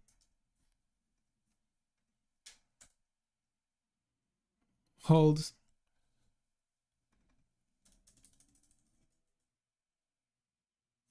Reality Scramble. Okay, so this is one potential final include, and why am I suggesting Reality Scramble? Okay, so this deck has 1 enchantment, but that's a lie, because this deck has 2 enchantments. We have Urabrask. When Urabrask flips, we have another enchantment. So if I were to cast Reality Scramble on Urabrask, 2 generic double red sorcery speed, put target permanent you own on the bottom of your library. Reveal cards from the top of your library until you reveal a card that shares a card type with that permanent. Put that card onto the battlefield and the rest on the bottom of your library in a random order. Retrace. You may cast this card from your graveyard by discarding a land in addition to paying its cost rather. We'll also want to just search Retrace really quickly. This goes right into Underworld Breach, and then we can just use Breach lines of play to manipulate for a Grinding Station win and utilize Grape Shot instead, because it's in the deck. We can also just put Urabrask back in the command zone once it switches zones as a choice, right? Once this resolves. So this will fish out Underworld Breach. What do you guys think about putting Reality Scramble in the list? I like it a lot. As a matter of fact, I'm kind of nearly sold, but Reality Scramble.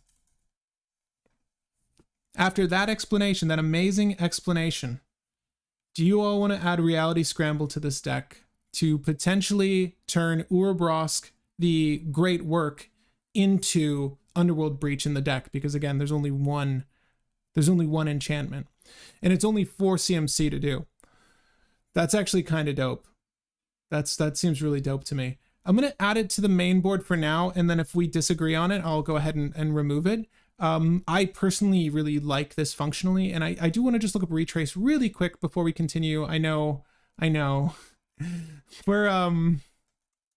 We've got so much to cut, and there's just so much cool stuff to throw on this list. Ooh, Cascade Retrace?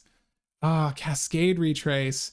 When you cast a spell, exile cards from the top of your library until you exile an online card with cost less. You may cast it without paying its mana cost. Put the exiled cards on the bottom of your library in a random order. That's kind of dope too. I don't know if it's good enough though. Like, obviously it could hit a wheel. Like, it could do a lot of cool things, but I don't think it's good enough. Throws of Chaos. Okay. What else does it do though? It's basically a tutor, which you said, and I agree, should have 2 targets. That's only my concern. My thing is, if it comes down to it, let's see here. It turns Urabrask into Underworld Breach, or it turns, and it could hit, bear in mind, I think it hits any permanent. So like if we need to shift, let me see here. It could hit a random creature, or it can hit Underworld Breach. And I agree with you. I think that you know, the thing is with that deck that it's in, it actually only has 1 target, and that target is a Underworld Breach, if I'm not mistaken. Like, I did a Sire of Insanity build with it, and like only hitting Sire of Insanity was amazing because it was just gross, and you generally won the game if you hit Sire of Insanity and you're on the play. And then I did another version of the build where it hits a Planeswalker, if I'm not mistaken, in the deck. What did it do? No, there's another line of play that hit Razaketh, and then it went into a Razaketh line of play, which was good. I'm sorry, we need to cut cards. But let me know if you guys want to use it. I'll go with the votes here, and I'm totally fine if it gets cut. But it is essentially, it's like a little bit better than a tutor though, because it just puts it on the battlefield. It also flips your Urabrask back technically once you retrieve it. Oh my god though. Wait, what if, no. Okay, so you put it back in the command zone, you'd have to cast him for 6. It's like 10 mana total to do all of this, but you could get there with a Treasonous Ogre. Okay, so we've got Stormkiln Artist, which is good for the list and attainable with our Imperial Recruiter. We've got Bedlam Reveler, which costs less for each spawner. I almost feel like Bedlam Reveler is too cute, and only because I don't evaluate the creatures and the enchantments and anything else that's permanent as highly as instant and sorceries. I want to try to keep as many of those as possible, so only the ones we must use should be in the deck. I would say Bergie, Dualcaster Mage, Goblin Matron, and Imperial Recruiter all must includes, and you can't see these other ones, but there you go. Burning Prophet is redundancy for our Dragon Rage Channeler, and I almost feel like Burning Prophet at 1 CMC higher just doesn't cut it for me, where I'd rather be surveilling off of her. And again, you can add it back to the list, but I don't really like it. Direfleet Daredevil works as a tutor in most cases. You may cast it this turn. You may spend mana as though or any mana of any type, to cast a spell. So it also triggers Urabrask. So it's very good in this deck. It'll get us there. Flame Channeler is when a spell you control deals damage, transform Flame Channeler. When a spell you control deals damage. Does that... I'm going to put it to the side for now. I don't know. What is the back end of this card? How do I look at the back? This is the one where I said I'd trust you. Is the spell I'm controlling functionally doing the damage if it's Urabrask? No, right? Like, this doesn't flip. Whenever a spell you control deals damage, put a flame counter and exile top card you only play it this turn. That's interesting. I'm gonna put it to the side for now. I still like Runaway Steamkin. I like Goblin Engineer for burying one of our 2 artifacts. Vindictive Flame Stoker. I like Vindictive Flame Stoker a lot because it's only one CMC, and I feel like it'll get there very quickly. And Ragavan, obviously, I like as well. Wait, is Goblin Matron really a must include? How many targets does it have? And how important is it to the game plan? Well, Goblin Matron hits 2 things, if I'm not mistaken. Let me see here. It'll hit our... not that. Only Ragavan and Dockside Extortionist, I think. No, Ragavan's a monkey. Wow. It's probably not a must. I put it in there because, well, you know how valuable Dockside is, but... No. I think we're good without it. If we pull the Dockside, we pull the Dockside, and that's good. But we still need to cut 15. So, we've got Grim Monolith, which feels okay. Grim Monolith. Dockside and Engineer are the 2 hits. Yeah, it's a tutor for a tutor or a Dockside. I don't know. I'm still a little iffy on it. You guys can let me know, though. I would 100% have Matron. Okay. Yeah, please let me know. Like, if you guys think Matron's still worth it. Again, it's just those 2 hits, if I'm not mistaken. Dockside Extortionist is really big. Like, if that was just the 1 hit, it's still good. I do like having 2 hits minimum. I don't say that Goblin Engineer is... I will 9 times out of 10 get Dockside Extortionist. It's almost always the better play. Let me know. Let me know. We can do a poll for this as well. For Goblin Matron being in this deck. Goblin Matron. But it looks like it just went away. It looks like Reality Scramble's a yes, so we'll keep it. Cool. But yes, Goblin Matron, let me know. I think it's gone to the point where we need to cut our sorceries in instance. And I'm going to start over here. Again, I really want to test Dance with Calamity, so we're going to keep it. Sorry if I'm too loud, by the way. I feel like I'm leaning in on the mic a lot. All right. As a redundancy, I'm not sure Mana Geyser is good. I had a feeling I was going to cut it. Like we said off the bat, it was the weakest of the mana abilities that work with our combo lines. I'm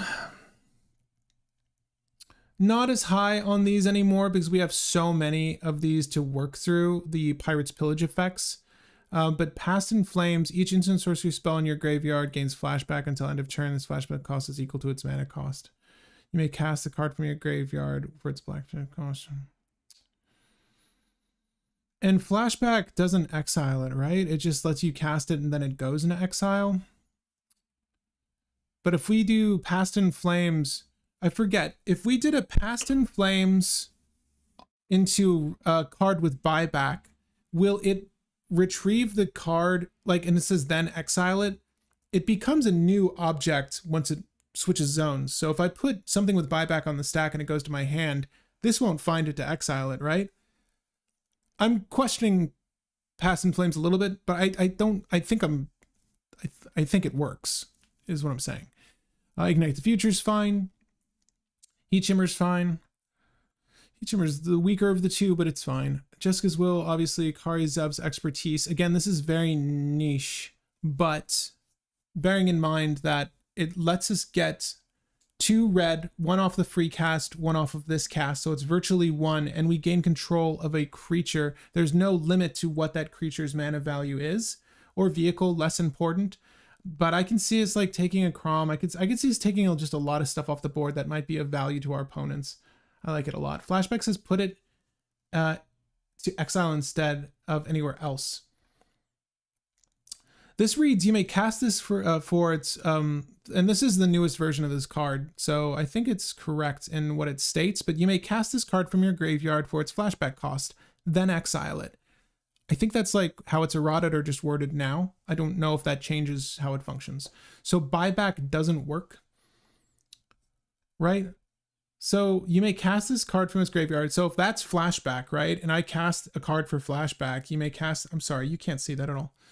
You may cast this card from your graveyard for its flashback cost, right? So I cast Reiterate with buyback, and then then exile it. So then if I put it back into my hand, it's technically a different reiterate. Would it find it is what I'm asking. Again, we don't need to do that line of play, but I am curious as to the ruling there. Wheel of Misfortune, I'm not really high on wheels to begin with, but I will keep Wheel of Fortune in here. I will take out Seize the Spoils. I like Light Up the Stage still. Again, we're definitely going to hit it for its spectacle cost. And I do want to understand, I think I looked up Spectacle, but I'm going to look up Spectacle one more time because if it just requires us to do damage, I think we'll get there. Hey Chandler Adkin, thank you for subscribing. Exile the top 2 cards of your library until your next turn. You may play those cards. It is Light Up the Stage we're using. And then this does 3 damage to any target. It's just a bolt. And maybe we should consider bolts and this effect, Skewer the Critics. But I will leave that to you. I definitely think you should consider those though. Create a treasure token for each opponent who has dealt damage this turn. This is just going to help us ramp through our turn. I still like it enough and I want to keep it. I think Cathartic Reunion still makes the cut, and all of these 1 CMC cantrips, these should all be cantrips. We're going to need to whittle through these to make sure that these are all worth it. God, I'm going to keep Cathartic Reunion for now. We need to look at our instance first. I think that works, assuming it works like Krark. It's not fast enough in my opinion. It's not fast enough in my flashbacks. Not fast enough. The exiled card, when resolves, regardless of if it's paid for a buyback cost. The card is exiled when it resolves, regardless of if you've paid its buyback cost. Elliot, thank you for that. Where did you find that? I'm assuming that's just in the ruling on the card in regards to buyback. It will be exiled if you play a buyback card of the flashback. Okay. We'll take out big score. Again, that was another one of those slow ones. Another slow one. Don't need it. Amok Salvage reiterates its whole line of play. Valid Cut Awakening is an additional land. We only have 28 lands. We have 2 MDFCs, so we have 30 lands in total. Final Fortune is very important to me because I can see us failing and needing to refresh, and that'll help us get there. Fire Prophecy, I really, really like as removal, and we don't really have much removal. So for 3 damage to any creature, like the Archon of Emeria, the whatever the Rule of Law creature is, just zap it so you can continue going, right? And it's a good way to start. I like Fist of Flames because it is a cantrip. It costs 1 more, and I could genuinely see us knocking a player out with it, but I'm a little iffy. Expedite Crimson Wisp, March of Reckless Joy, I feel like just doesn't make the cut because the body of this deck is so strong that we might not need it, but I really do like that effect, and I'd love to try it in some deck. We still need to cut 8 cards though. Moonsilver Key is great at finding our Lion's Eye Diamond or our Staff of Completion. I think those are the only 2. We're not going to look for a land from our deck, right? Or a basic land. We're never going to do that, so it's not a big concern. I do want to look at our creatures again. Judge Ruling Online. Judge Ruling Online states that, Elliot. Thank you so much. I really appreciate that. The card is exiled when it resolves. Yeah, because I know I'm always a little iffy when it comes to exiling things.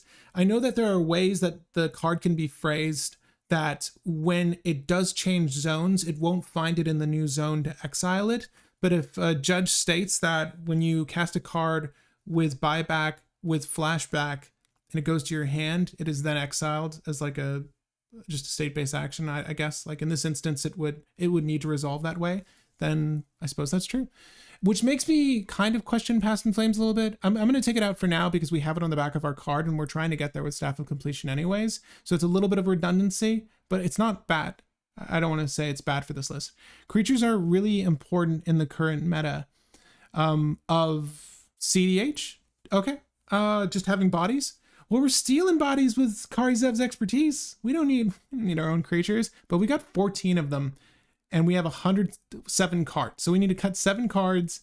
I think these are all viable options though. And it looks like Goblin Matron is a no for the list. Okay. I'm okay with that. Okay, guys, we need to look over some of these cards. I'm going to take a Cathartic Reunion. We need to get the ball rolling on this. I'm going to leave Shatter Skull Smashing as our other MDFC. I'm going to get rid of Tormenting Voice as well. I want to keep all of these 1 CM Seers, and I think that's fine. And we need to cut 5 more cards. Into the Fire. I just need to reread these. This is the hand refresh one, and a board wipe. 2 damage to each creature and planeswalker and battle. Well, this is going to kill some of our stuff, quite a bit of our stuff. I don't dislike Clasm effects, it's just perhaps not for this list. The way we're trying to pilot this list, and we'll see how it pilots in just a second. We'll see how I pilot it in just a second. But I think it's going to want to go quickly. And I think it will go quickly with the right mulligan. So I'm not too worried about that. Creatures you control have first strike until end of turn. Warlord's Fury, draw a card. Sure, draw a card. And that's make 2 mana.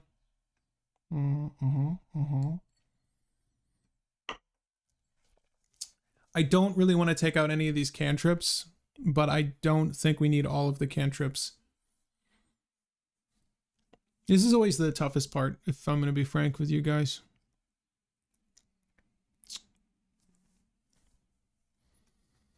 This is always the toughest part. I'm a little iffy on Grim Monolith still.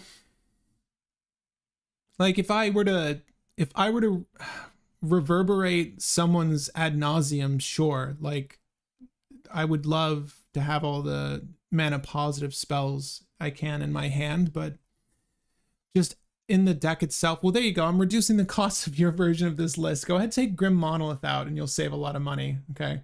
I don't know if it's absolutely necessary for this deck, but you can make a pretty good argument for it in most cases, but I just don't think it's necessary. Mana Vault is a different story. We'll definitely want to include Mana Vault.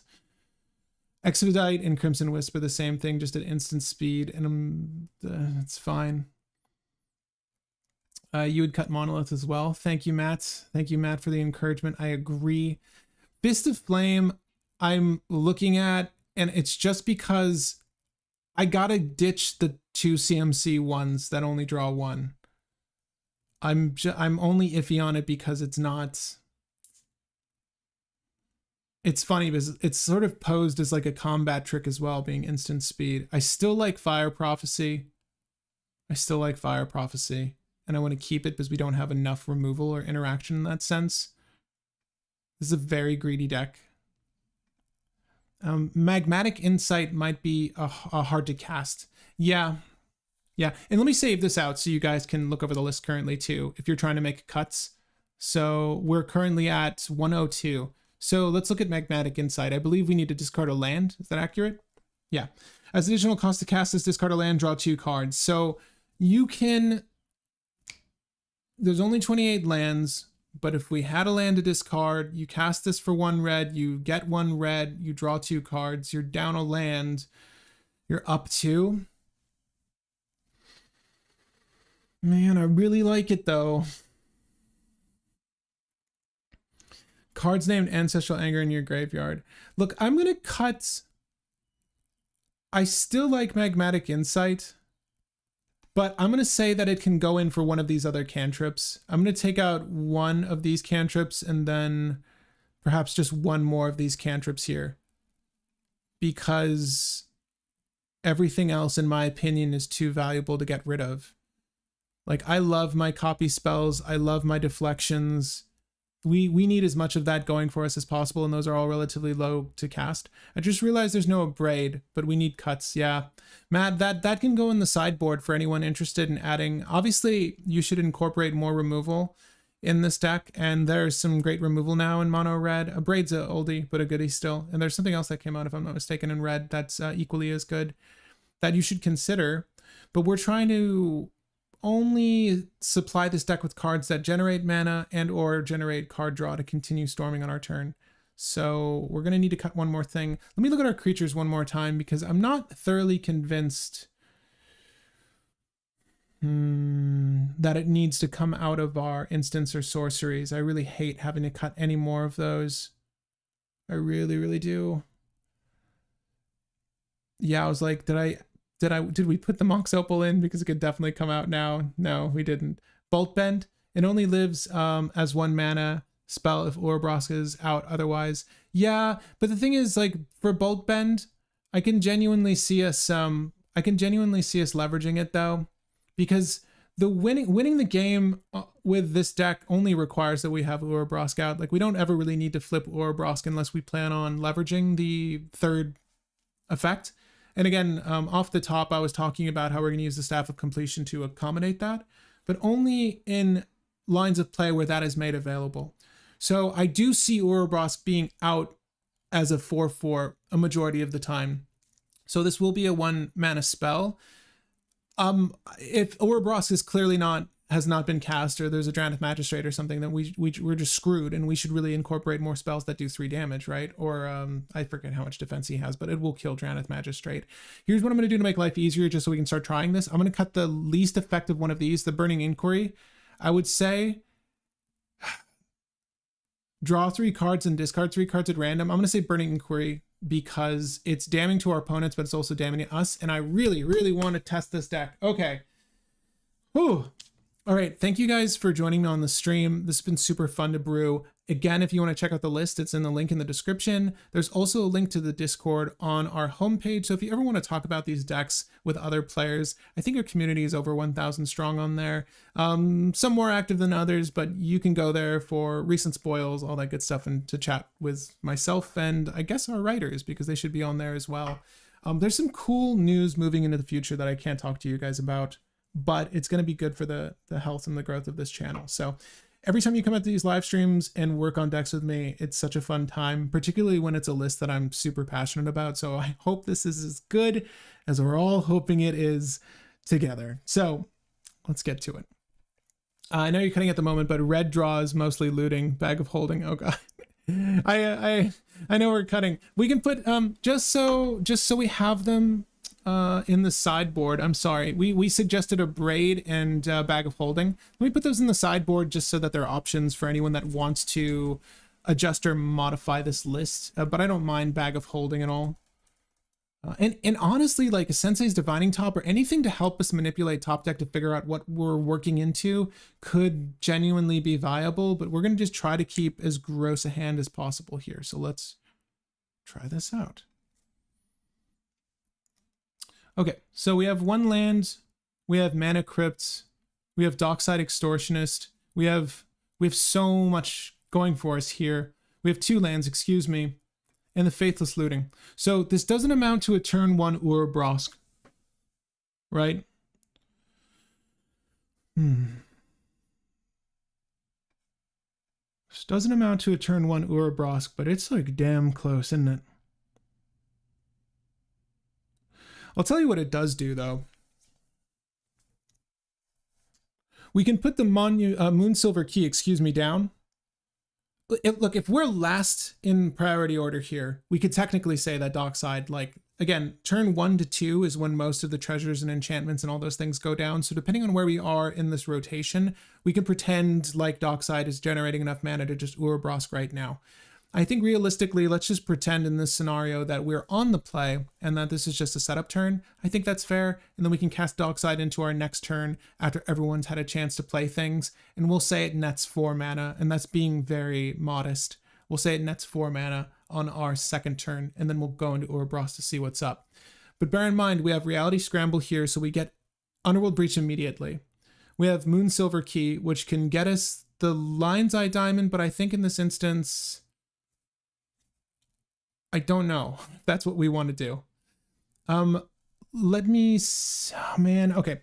Moonsilver Key is probably just want to get Staff of Completion, but then again, we don't really have much. If we turn Urabrask over and go through the whole staff line now, it's not really doing much for us. I'm trying to remember what we have in our artifact pool outside of Staff of Completion that I really want to grab with this, and Lion's Eye Diamond, obviously. But I do think that this is a keepable hand to at least test for our first game. Let's still play the discard cards. Oh, Containment Construct. I'll go ahead and add that later. But let's go ahead and just start up with a draw. And we got a Pyroblast. That's really good. So let's go ahead and do our... Let's do this one. We'll take the damage because we can pull into our... I'm sorry, the Ogre, that Treasonous Ogre. And the life will be relevant, and I will actually track our life for this deck because it will be relevant. Let's do the Moonsilver Key and break it, and let's just go over what is in the deck again, honestly. So far as our artifacts are concerned, and I'm just doing this now, like I know we're playing our hand out in a way that could be pretty damning, but we could get a Jeweled Lotus to start the train early. We can get Lion's Eye Diamond to play into an Underworld Breach package.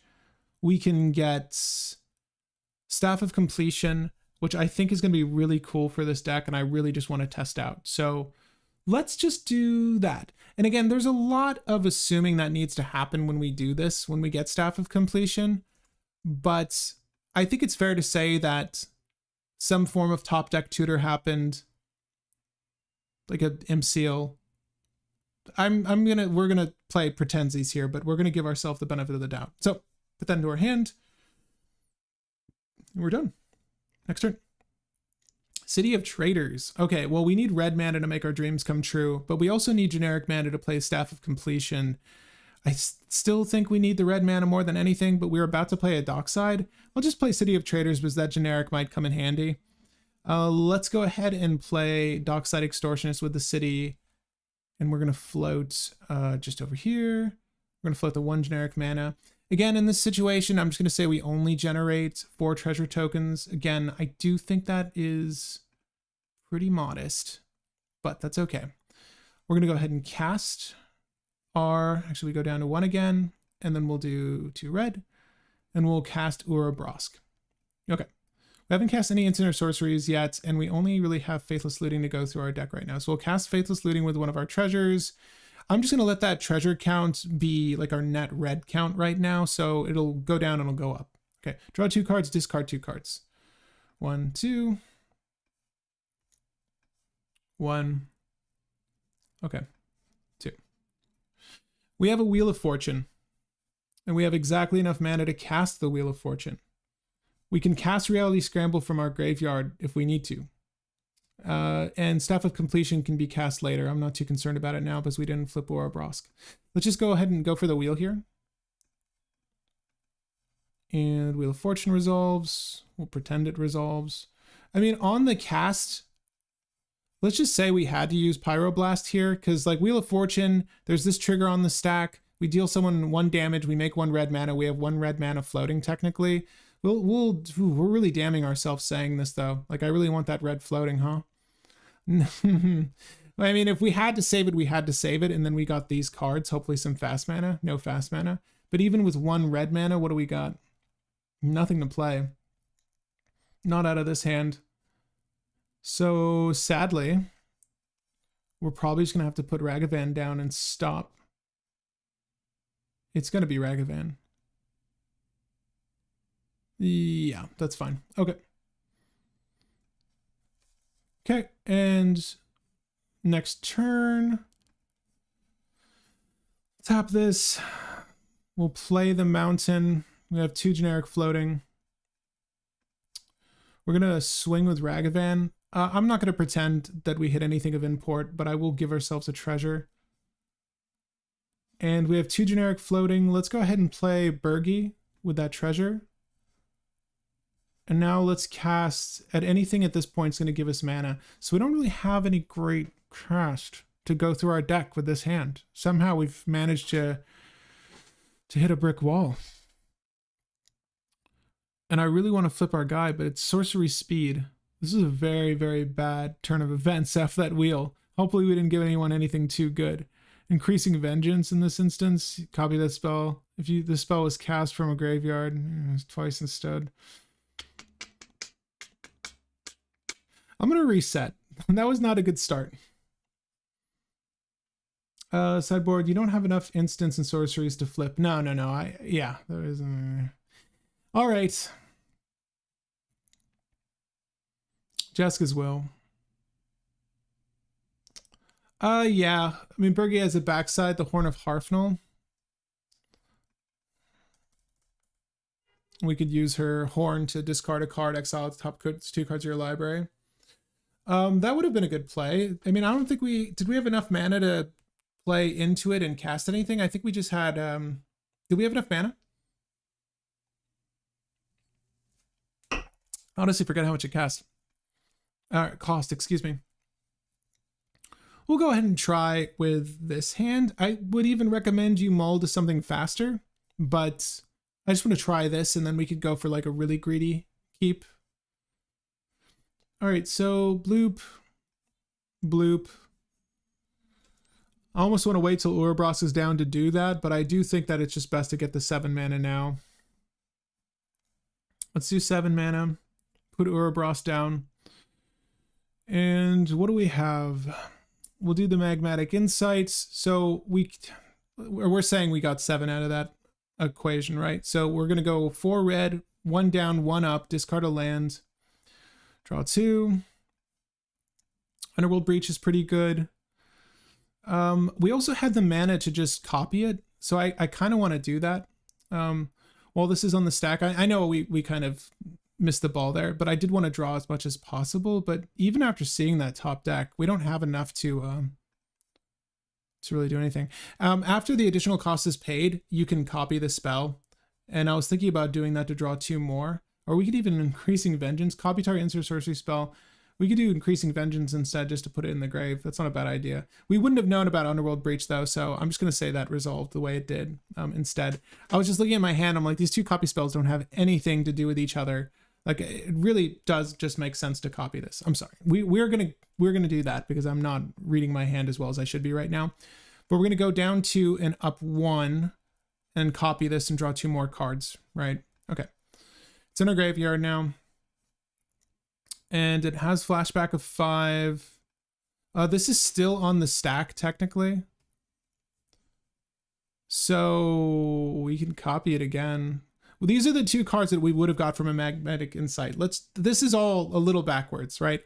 This is what we would have drawn off of Increasing Vengeance, and this is what we would draw off of Magmatic Insight as soon as it resolves, but it hasn't yet, so that's fair right there. Let's go down 2 more, and then up 1. And copy it again, because we don't really have anything else going for us. I know that Runaway Steamkin wanted to be cast. I know. Okay. So Underworld Breach doesn't really have any good lines of play at the moment, except Underworld Breach could go into that Jeska's Will if we had the mana, but we don't have any rituals. We really wanted to put this down first, right? Is it off of a cast a red spell only? Did we have sufficient mana to play that first? Let's just wind back the time, because I want to give ourselves the benefit of the doubt here. And when you're storming with a new list, like, you're not going to immediately see all of these lines of play. Did I just we're going to wait, it should have been 6 cards, right? 1, 2, 3, 4, 5, 6. Okay. Let's just wind back time. Let's wind back time to a simpler time. I want to give us the benefit of the doubt here, really work through this logically. We want Runaway Steamkin down. We made 7 mana off of Jeska's Will. We're going to cast Urabrask for 4, right? I think the reason I didn't do this is because we wouldn't have had enough mana to go into Runaway Steamkin and do Magmatic Insight with one of these. No, not really. We would have had to... Yeah, that's rough. We just don't have sufficient enough mana. I mean, we could do Runaway Steamkin and then play Magmatic Insight to draw 2. Right? And that would have been it. I almost feel like it was better to just do what we did, sadly, and then have set up for next turn. Yeah. Okay. Okay. 1, 2, 3, 4, 5, 6. This all makes sense, right? Is that what we have? That's what we have. And we had 1, 2, 3, 4, 5, right? Down 1, up 1. So when we go down to, let me just make sure my mana is right here. So we had 7. We go down 4, we cast Magmatic Insight, we're at 3. I feel like we had more mana for some reason. Must have flubbed that up. We did the Magmatic Insight, we're down 1, up 1. We go here, we're down 1, up 1, draw. We're down here, down 1, up 1. Okay, they all resolve, and then we have 1 mana left, and I think we just cast Ragavan, and that would have been the best line of play because there was nothing we could really do with Runaway Steamkin there. We do have a better graveyard, though, going into our next turn, so let's see what happens. Okay. Pretty sure you're at 1 mana left. Thank you, Elliot. Yeah, I just had to go through it again. Horn lets you impulse. You did. Okay, well, next time we'll horn.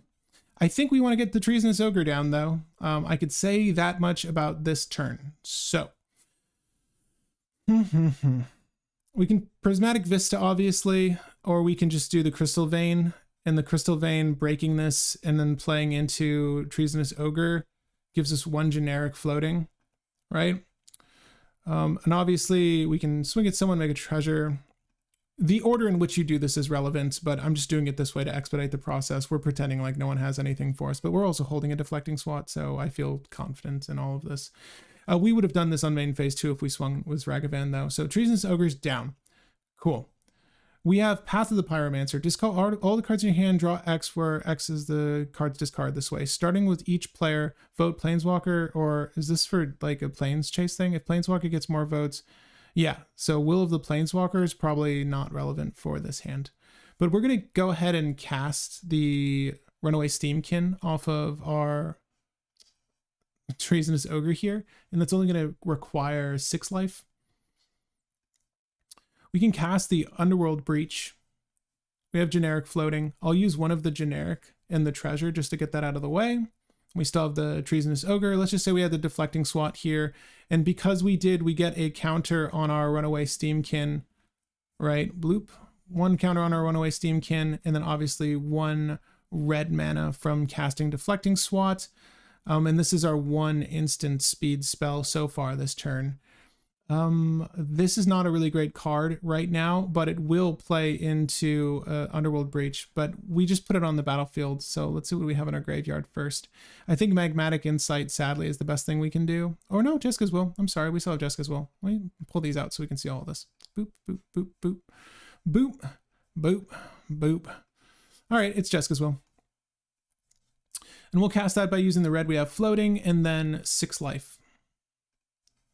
Okay, so Jessica's Will is on the stack. We exile Bloop, Bloop, and the D SWAT we might need. And Increasing Vengeance is going to stay there. We don't have, oh damn, sadly. How amazing would it have been? Oh no, the P Vista, they both went to the graveyard to fuel the breach, but there was just no way we can have, like if we Magmatic Insighted the Prismatic Vista, we would have had the mana over here to cast this to copy a thing. But Jessica's Will is still better in this instance. So we'll make 8 red technically, or no, this is turn 2. Let's just say we're making 5 red. Someone has 4, and then we get 1 red off of Urabrask here. So this is our second instant and or sorcery spell this turn, which puts him at 2 +1/+1 counters. We'll want to keep track of that. We're going to nix the 1, 2, 3. Can you see these? They're all lands except for Thrill of Possibility. Thank God. All right, so these are exiled. The lands, and then we'll cast Thrill of Possibility with the 2 red we have here. As additional cost to cast this spell, discard a card. We're going to discard Path of the Pyromancer at the moment. I'm just leaving these on the board and draw 2 cards. Cool. Thrill of Possibility goes to the graveyard. That is our 3rd spell this turn. And we can flip Urabrask should we like. Okay, so all of this is dealing some damage to our opponents, but not enough to kill them. Let's go ahead and just remove the 3 counters already to get us to 6 red, just to have red that we're not damaging ourselves with. We have Underworld Breach on the field still, and the best spell we can cast from our graveyard is not Path of the Pyromancer. It's still going to be Jessica's Will, isn't it? Yeah, it's going to be Jessica's Will. Hopefully this time we can copy it though. Give me 1 second. Do I have enough cards in my graveyard? It's 1, 2, 3, 1, 2, 3. No, we don't. Yeah, there's nothing I can do to put another card in my graveyard at the moment either. Yeah, that's it. Okay, we're going to do Jessica's Will with the mana we have floating. Another counter for the Seamkin. And Urabrask is already at threshold there, but we're going to go up. Did I do that already? Should I be at 3 or 4? I think we should be at 4. But we're going to do that, and we're going to get rid of the Reverberate. We'll keep the Increasing Vengeance. I feel like that'll come in handy eventually. If no one's... I feel like the Deflecting Swat is still necessary, but we don't have anything to cast it. Jessica's Will again. I'll put the cards in exile over here. And I said we got last time 4 mana +1, so we'll just do that. We're at 8. We have Kari Zev's Expertise. We have Grinding Station, thank God. And we have Stormkiln Artist. Okay, so this is how we win. So we've used the treasure from Ragavan already. We don't have any other artifacts outside of Mana Crypt, but we can make artifacts with Stormkiln Artist. So we're going to cast Stormkiln Artist. This was a good top deck. We're going to cast Stormkiln Artist for 4. And now we're going to cast Grinding Station for 2. Okay. Each artifact you control +1/+1, and then whenever you cast or copy instant source spell, create a treasure token. Cool. We're gonna, as Grinding Station enters the battlefield, it triggers itself. Whenever an artifact comes into play, you may untap Grinding Station. In response to that, we're gonna tap Grinding Station to destroy our own Mana Crypt.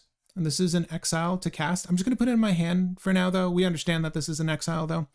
And we're gonna mill 3 cards from ourselves, obviously. We wanna fuel our breach. Now Grinding Station untaps. This is relevant if we don't play Mana Crypt next, which is probably advisable in this instance, but we just want to go through. So there's 2 things we can do here technically. We can just keep casting Mana Crypt, and because we're netting the 3 cards we need to escape Mana Crypt and it costs 0 to play, we're net mana positive. That was saying too much. That was redundant. We're mana positive here. We're going to get 2 generic every single time, and we can go through our deck until we find the solution we need. And in this instance, the solution we need is going to be the Grape Shot that's in our hand. Right? We're storming, and we should keep track of our storm count, but the way I wanted to storm was with Urabrask. So what we technically can do is find, we already have Jeska's Will that's netting 4/5 mana. That's technically enough to win with Reiterate, but we're also making infinite treasures technically with Stormkiln Artist. And then we're also able to use our Rage, the weird suggestion buyback card, right? I don't know if we make enough mana to do that, but I think the best solution right now is to just continue with our Grinding Station. So we're going to go ahead and cast again Mana Crypt. We're going to exile 1, 2, 3. I'm just going off the top here. I want to keep these 3 though. So this comes into play. It triggers Grinding Station. I'll tap this for 2 generic. I will tap Grinding Station to break this, put it back into my graveyard. I will mill 3. I'm just going to put these right into exile until I see something I need. Okay. 2, 3. All right. Bring it back. Tap it. Tap it. We're up 2. Goes away. Mill 3. The Direfleet Daredevil could technically be something we need if there was something in someone else's graveyard, but we're not going to play that game. We're going to go up 6. And just to expedite the process, I'm going to leave these 2 cards where they are. Nope. 1, 2, 3. Okay, that's interesting. We did get Reality Scramble, and nothing for it.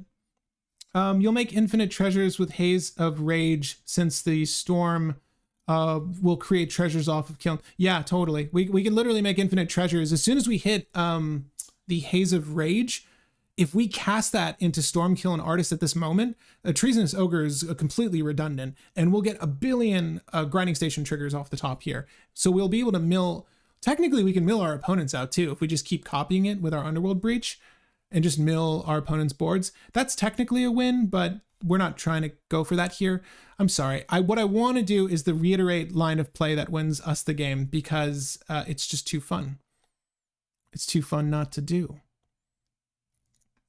But the thing we really, oh, there's Reiterate. Okay. But I really want to do, we're switching to Lion's Eye Diamond here for this loop. If you didn't notice that. We're going to keep the Reiterate though, and we're going to get rid of the Increasing Vengeance. That's fine. I want to keep Reiterate for Jeska's Will. Remember, we only need 5 mana to do this because we're going to win with Urabrask. Everything we've been doing up till now has been casting artifacts, and we're going to persist with casting artifacts. And we actually have enough cards in our graveyard now doing Lion's Eye Diamond to go to the grave to generate, again, this is generic mana, but you get the idea. We have infinite mana here. This is exiled, like I said earlier, but we have 1, 2, 3. Now, I would highly recommend in this scenario where we only have enough cards to spare in our graveyard, so it would be,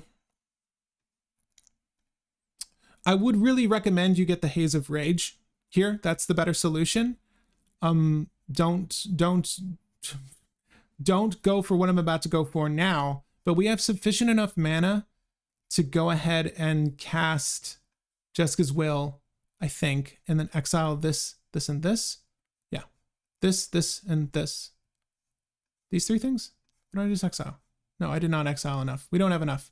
We need to hit the grinding station itself to put into our graveyard. I'm sorry, this board looks like a mess. We want these out.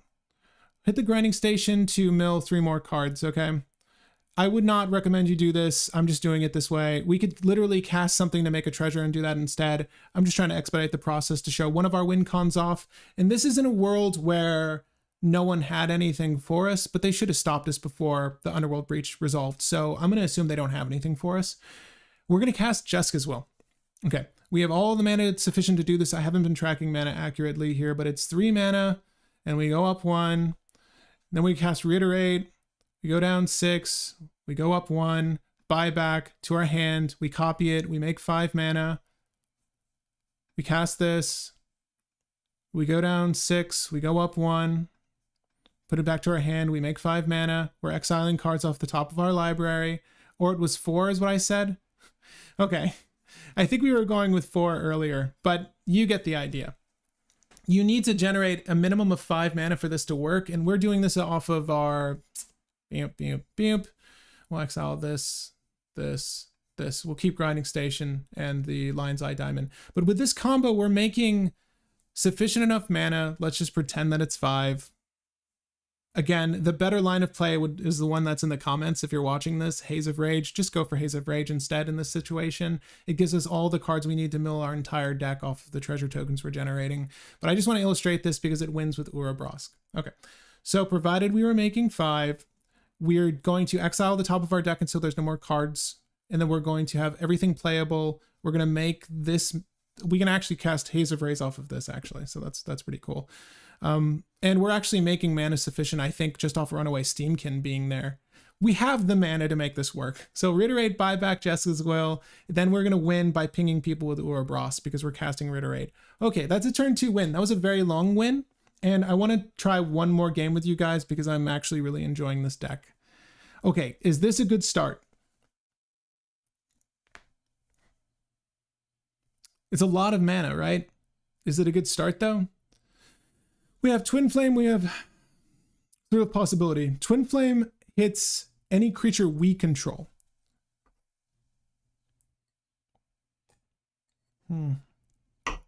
Honestly, my kingdom for a Heat Shimmer here.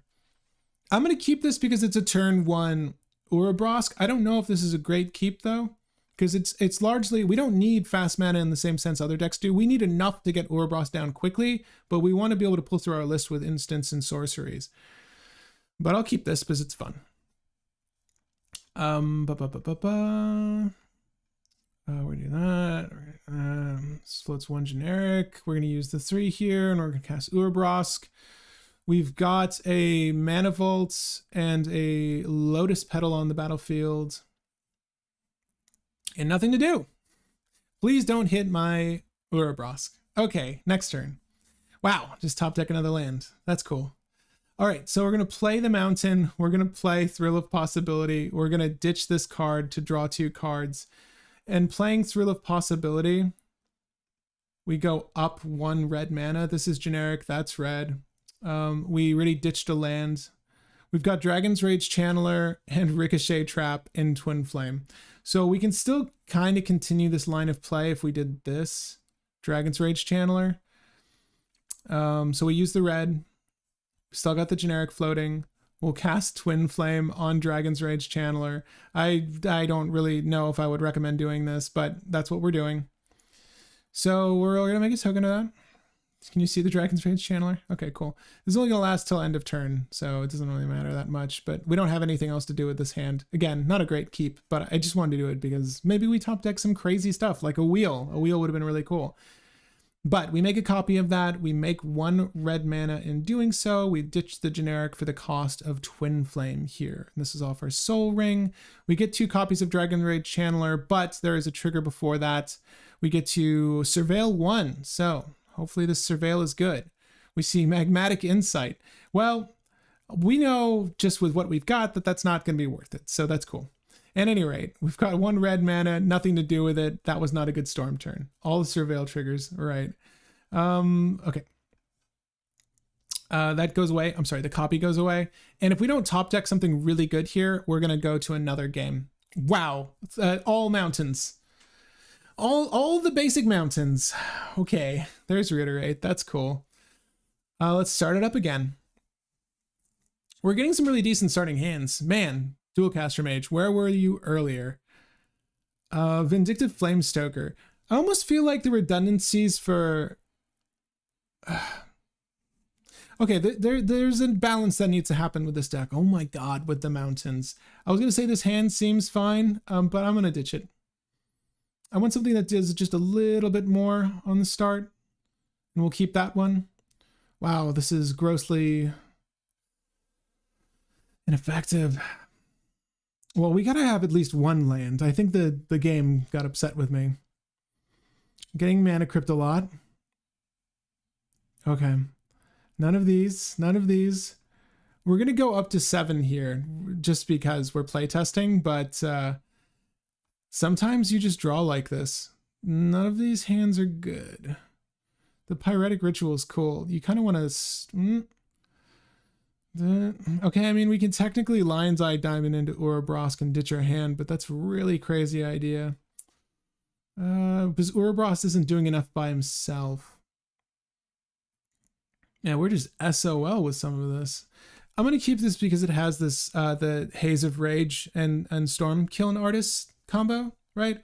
So I like that element of this hand. Really, it's going to be a turn 2 Urabrask, right? We can Heat Shimmer. Man, okay, fine. We'll do this. We'll do this. And we'll pass. Not a great start, but a start. Oh, we needed to draw a card. Did that change anything? Not at all. Okay. We got to gamble, though. That's interesting. We can do something with gamble. Let's go ahead and use the mountain and gamble. We're going to gamble for Treasonous Ogre. Why Treasonous Ogre? Because I think we have... No, we don't have red mana. Oh, damn it. Well, if we had red mana, that would have been sufficient enough for the thing. So we're not going to get Treasonous Ogre. We can't get Dockside Extortionist. We need something that makes mana. Well, God, I just hate this. We want to put this down like right now. Treasonous Ogre into... You see what I want to do, right? You do see what I want to do? Are we just waiting for a turn 3 win? Fine. Let's just see if the Treasonous Ogre would have been ditched. Okay, so let's roll a die, d6, cross our fingers. 4 of 6. Storm Killing Artist gets discarded. Damn. Well, you know what? When I'm really looking at the hand, it was 50-50 we were going to lose a combo piece. But that would have been a turn... That would have been a turn 3 win. Treasonous Ogre into Storm Killing Artist into a Haze of Rage buyback. Right? And then at a certain point, you're making the treasures to win with Haze of Rage. Yeah, I was thinking about Jeweled Lotus as well, but the redundancies are sabotaging each other. That's exactly what I'm thinking, Al. Like, I feel so bad. Okay. It's not a bad deck composition. It's just the redundancies are definitely strangling this deck, and there needs to be a balance with the amount of cards in this list. I do want to function... Like, the Staff of Completion, I feel, is a really cool effect, but only if we know what our opponents are playing. We don't necessarily want to turn Urabrask over elsewise, because the top end of Urabrask is what you're going to rely on mainly. But if you need to continue the storm, you want to flip it and then go immediately to the last ability with Staff of Completion. Like 100%. That's what we want to do. But let me just flip this. Yeah, man, I really want to flip this. I really want to do like a Staff of... Oh, no, Completion turn with this. That sucked. That's okay. Seething Song and nothing to do with it. Okay, I want to get one more good game in with this, and then I will be personally satisfied. I don't know about you guys, but I'm enjoying this. This is a better hand. We're ditching a lot of stuff, but I don't hate it. So we'll do the Gemstone Cavern thing. And we'll exile the... Let's just pretend we don't need Homeward Path in this game. That's fine. So we've got a draw for turn. Stormkiln Artist, that's nice. We've got the Great Furnace, which I am going to put down because we might go into the grinding station thing again and we'll need the artifacts. I will use the Monk's Diamonds. This is bad if you are facing a collector oof, obviously, but we're just playing pretensies here.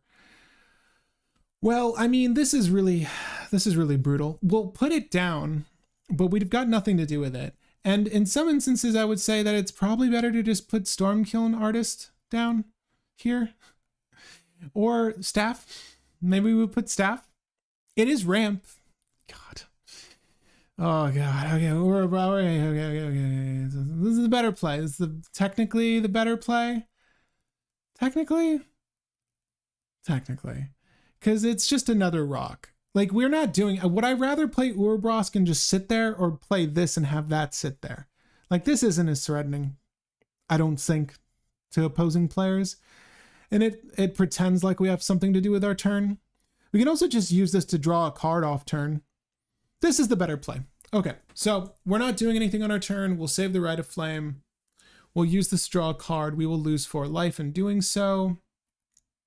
Right, it's 4. Okay, draw a card. Cool, next turn.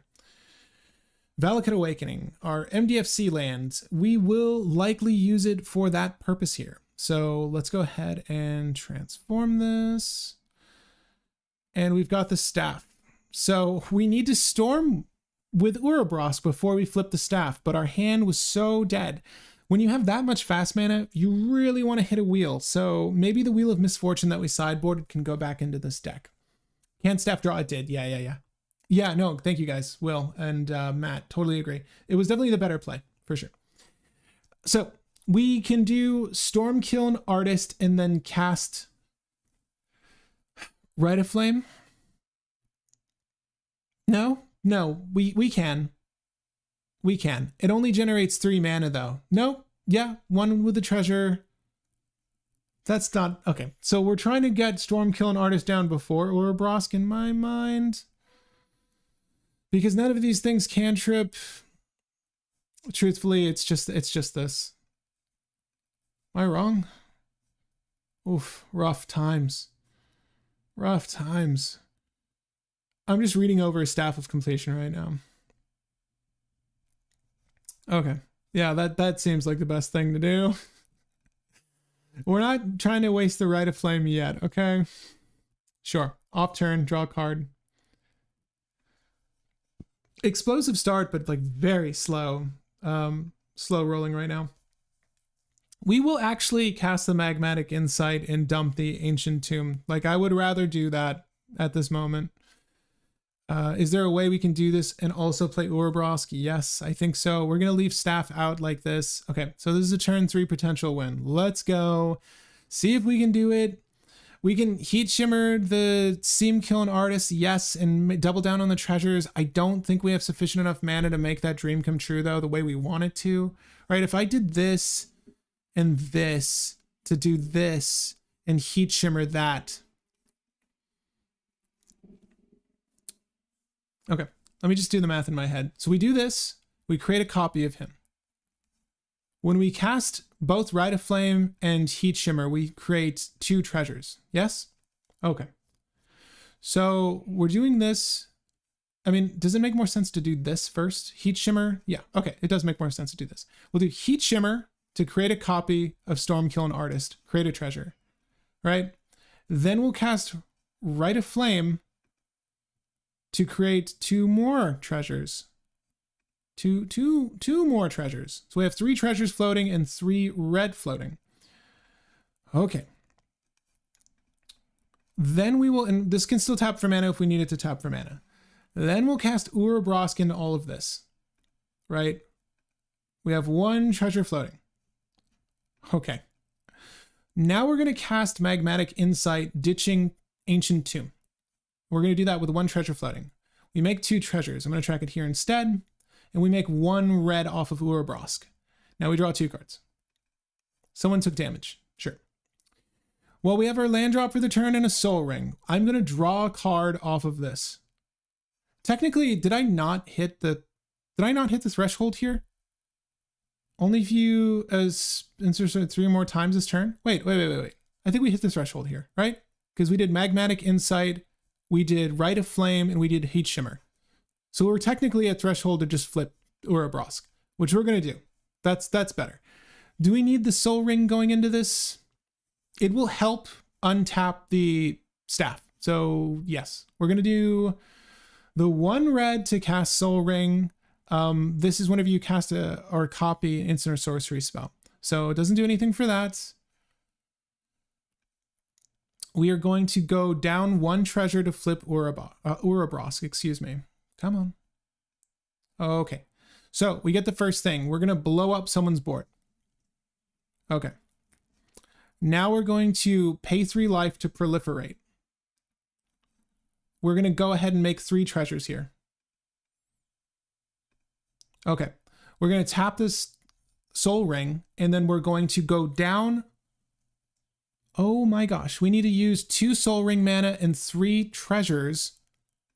Is that accurate? God, to untap this. Now we're going to proliferate again. Okay. So now we're on the 3rd of the sagas. Until end of turn, you may cast instant or sorcery spells from any graveyard. If a spell cast this way would be put into a graveyard, exile it instead. Okay, we're going to be really, really, really damned favorable right now with what is in a graveyard on turn 3. Okay, this is where like I want to play the back end and try to goldfish it with you guys, because that's half of this deck is like doing the proliferate thing like we just did now. But we need to make some assumptions here. So we've got 1 treasure floating and it can cast anything. So that could be a dark ritual. That could be one of our own rituals. Let me just look at my graveyard. Let's just make some assumptions about what's in a yard right now. But man, I got to tell you, like, I kind of want to, I'm just gonna put the lands on top of each other here. I kind of want to do, obviously we don't want to play our land per turn because we want access to our own Magmatic Insight. But I don't know what my opponents have. So I do want to use, and it's only instant or sorcery spells, right? Oh my God, flip, boy, flip. Wait, do this. We're going to track it this way. Yeah. Okay, cool. So there could be a tutor, but we don't have mana sufficient to use that tutor, but we're going to make some treasures right now. So we're going to cast Rite of Flame for the 1 treasure. We're going to make 2 treasures and 1 red. Rite of Flame gets exiled. Now we're going to cast Heat Shimmer. Hear me out. This is just net neutral. Okay, so Heat Shimmer happens. We have another one of these token generators. Okay. Treasure generators, excuse me. So that's net neutral on the cast. Now we're going to cast Magmatic Insight. Down a red, up a red. Discard our Scalding Tarn. Draw 2 cards. Okay. 2 cards. Cool. So we're down a red, up a red, and we create 3 treasures doing so. So we've got 5 treasures floating. Okay. We can put Birgi on the battlefield, but I'm not sure that's entirely necessary. We don't have our own spells to manipulate our deck, but we have a lot of treasures here. I'm going to say that there's a demonic tutor in a graveyard. I think that's fair to say. We can also use the Staff of Completion here, or we can flip Urabrask again. Like, we're able to do a few things. I don't think flipping Urabrask is important at this moment. No. I would love to do a dual caster thing. We can just, if no one stopped us from storming, it's not safe to assume that they don't have anything for us. They're just waiting for us to pose a win. So demonic tutor for our own, we just exiled Heat Shimmer. That's fine though. Demonic tutor for our own Twin Flame wouldn't be the worst thing in the world. And we could just Twin Flame a Stormkill and Artist. And if we happen to fail, we just have 4 of these things and we can try to go off with the rest of everyone else's card. But what I want to do is just say we demonic tutor for a Twin Flame, right? Because this is the clearest line of play that's made available to us right now. And I think it's fair enough to say that there's at least a demonic tutor out there in a graveyard, right? So we'll cast this. We're down a red, up a red. We're down a treasure. Then we're up 3 treasures.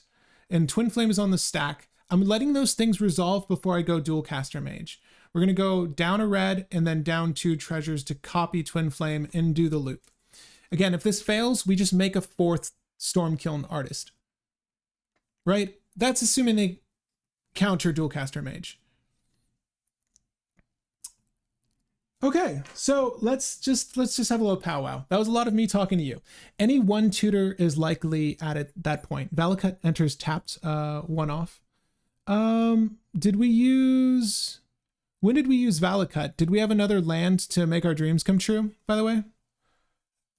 Could we have used the fetch land at that point as well, or did we have another land we could have used instead? All right. Either way, and MDFC enters tap. Thank you guys. It's the Shatter Skull Smashing that doesn't enter tapped, right? It's like a bolt. That's fine. To be fair, gamble for Jeweled Lotus, I guess. Oh no, that was earlier. Can staff draw? Yes, it does draw. Lands enter tap, lands enter tap. Thank you guys. I was ignoring all of that. Did we have another land we could have used? Regardless, it's more or less important that we just see how this deck plays.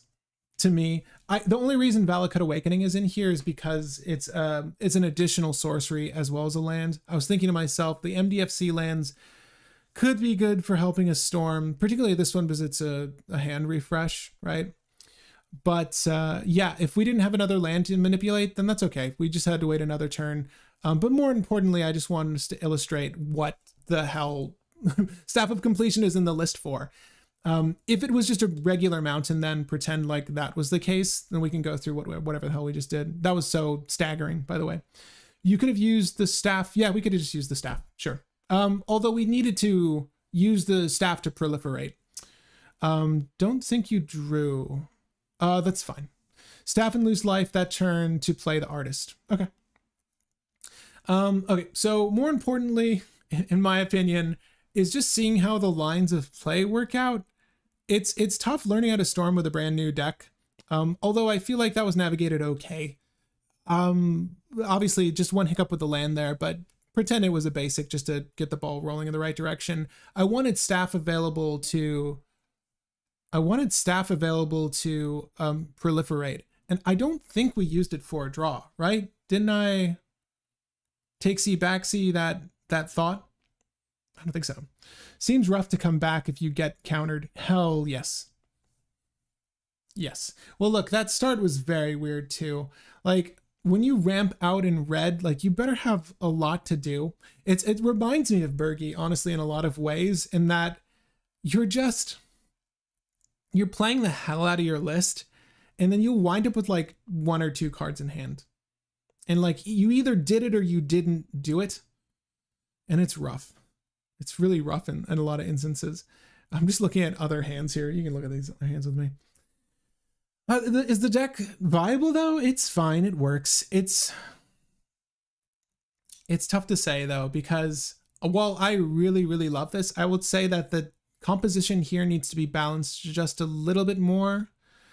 I really don't hate it though. I really think it's interesting. I really think it does have legs, and that you just need to manipulate it a little bit more. However, I really like where we got it to. It certainly does a thing. And the Staff of Completion, I just wanted to test it out to see what it could do. You know, Lord knows, like the graveyards could have been flushed with a bunch of instant sorceries you could have leveraged to even greater effects, but it's always hard to operate under that assumption when you're goldfishing. So, especially when you're goldfishing in a format that has 3 opponents. So there's just a mess of graveyards that we could technically leverage. And anytime we cast a spell, we're making treasures. And at that point we were making 3 treasures. Like there's a lot going on. I do think Staff of Completion makes sense in the deck to do the flip first lore, bloop, go to the second lore, make the 3 treasures, and then untap it again to go for the 3rd lore. It just to plow through that line of play, it only cost 5 total, excluding the treasures you make. I'm factoring that into its cost, but it only costs 5 total to do that. That seems really good to me. I like Staff of Completion in this deck. This might be one of the only decks that would want to run it because it gets you to the final great work lore counter on the back of that saga. So that's not bad at all. Let's see here. Bergie and this end up spinning your wheels and doing nothing sometimes with all the mana. Yeah, seriously. Well, we kept starting hands that just had a lot of mana. And what's crazy is normally when you keep fast hands like that, you have something that's in your deck that you want to do, or you have a tutor to get it, or you're casting a commander like Tevesh or Crom or Timna or anything that just draws. So you just get generic value. Where in this instance, like we can put down a combo creature that makes mana, like it's doing another thing that's very good. But if you don't have anything to do with it, then it's a 4-drop do nothing. So it was very weird in that last game where the best plays were just waiting. Like it was Staff, Stormkiln, and then into that final stint, right? It's just it's fine. Like it's either gonna do it really quickly and like win the game, or it's gonna spin its wheels, like you're saying. Anyway, yeah, it seems fun though. I totally agree. Not entirely sure the deck wants it, but just an observation. Which one was that? Harmonic Prodigy. This is the Dragon or Shaman card. Wait. If an ability of a shaman or wizard, excuse me, triggers an additional time. I like the suggestion of using a Harfnell on Bergie, and we probably could have done a Harfnell at the end there. We didn't have much of a hand though, but that is pretty solid to get 2 cards off the top to work with, like with whatever's in your hand. I feel like Bergie is better in the 99 with Urabrask than Urabrask is better in the 99 of Bergie, because there's a lot of redundancy to just make mana, and Stormkill and Artist seems like a really good redundancy to just make mana. But Bergie in the 99 here, if you flip over to Horn, is really good. Anyone in chat, what happened to cause a rebrand? You could just ask me. I'll wait for you to ask me. When the Aftermath set comes out, Red will have another artifact tutor. This is true. This is definitely true. And I think that it will probably leverage that tutor. Mono red will take any amount of tutors it can get to make its plan a little bit more streamlined. This deck could probably use it. I really liked the draw off of the Staff. It's so weird thinking, because Staff of Domination, it's there's a mana cost. There's a mana cost associated with all the tap effects. Staff of Completion, it's just pay life. I say just pay life. It's pay life, but in most instances, you don't really care. So it's actually a really, really cool effect. I'm starting to think of like there's a way to get to completion in Oswald. You know what I mean? Add mana, proliferate, draw a card. Yeah, there's something there. I mean, obviously you need to stop at a certain point with the life loss, but it's so cool. Urabrask 100%. This makes sense though. Like it makes sense here. This and Godo will use it. Godo will use the Staff of Completion. That's cool. I'll take your word on it. I just know Godo wants Treasonous Ogre. I know Godo wants Treasonous Ogre more than Urabrask did. At any rate, gang, it was a fun time brewing this one with you. I had a lot of fun. I hope you enjoyed this list. Definitely please take this, modify it, make it better. Let me know, come back here and let us know what you did with it, because I would definitely love to see a better version of Urabrask if it can be made. One that's more efficient in its play lines and doesn't spin its wheels as much. I feel like that's inherent with a Storm list that's only generating mana as its trick. I like that we can turn Urabrask over, but it almost feels like it might lend itself better to a slower game where you're drawing cards gradually, you're stacking out the board, but I'm very curious to see your take on this list.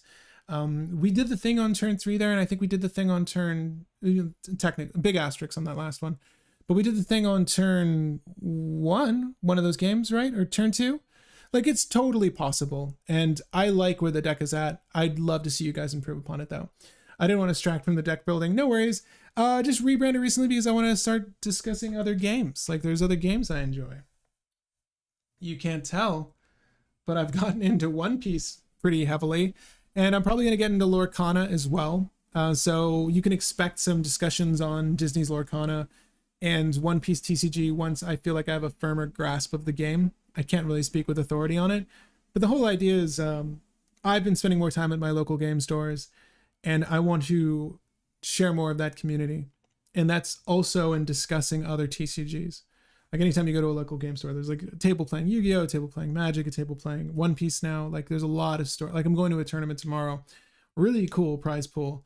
I still don't have all the cards from my decks, but I'm going to do a tournament tomorrow to play, and it's going to be a really fun time.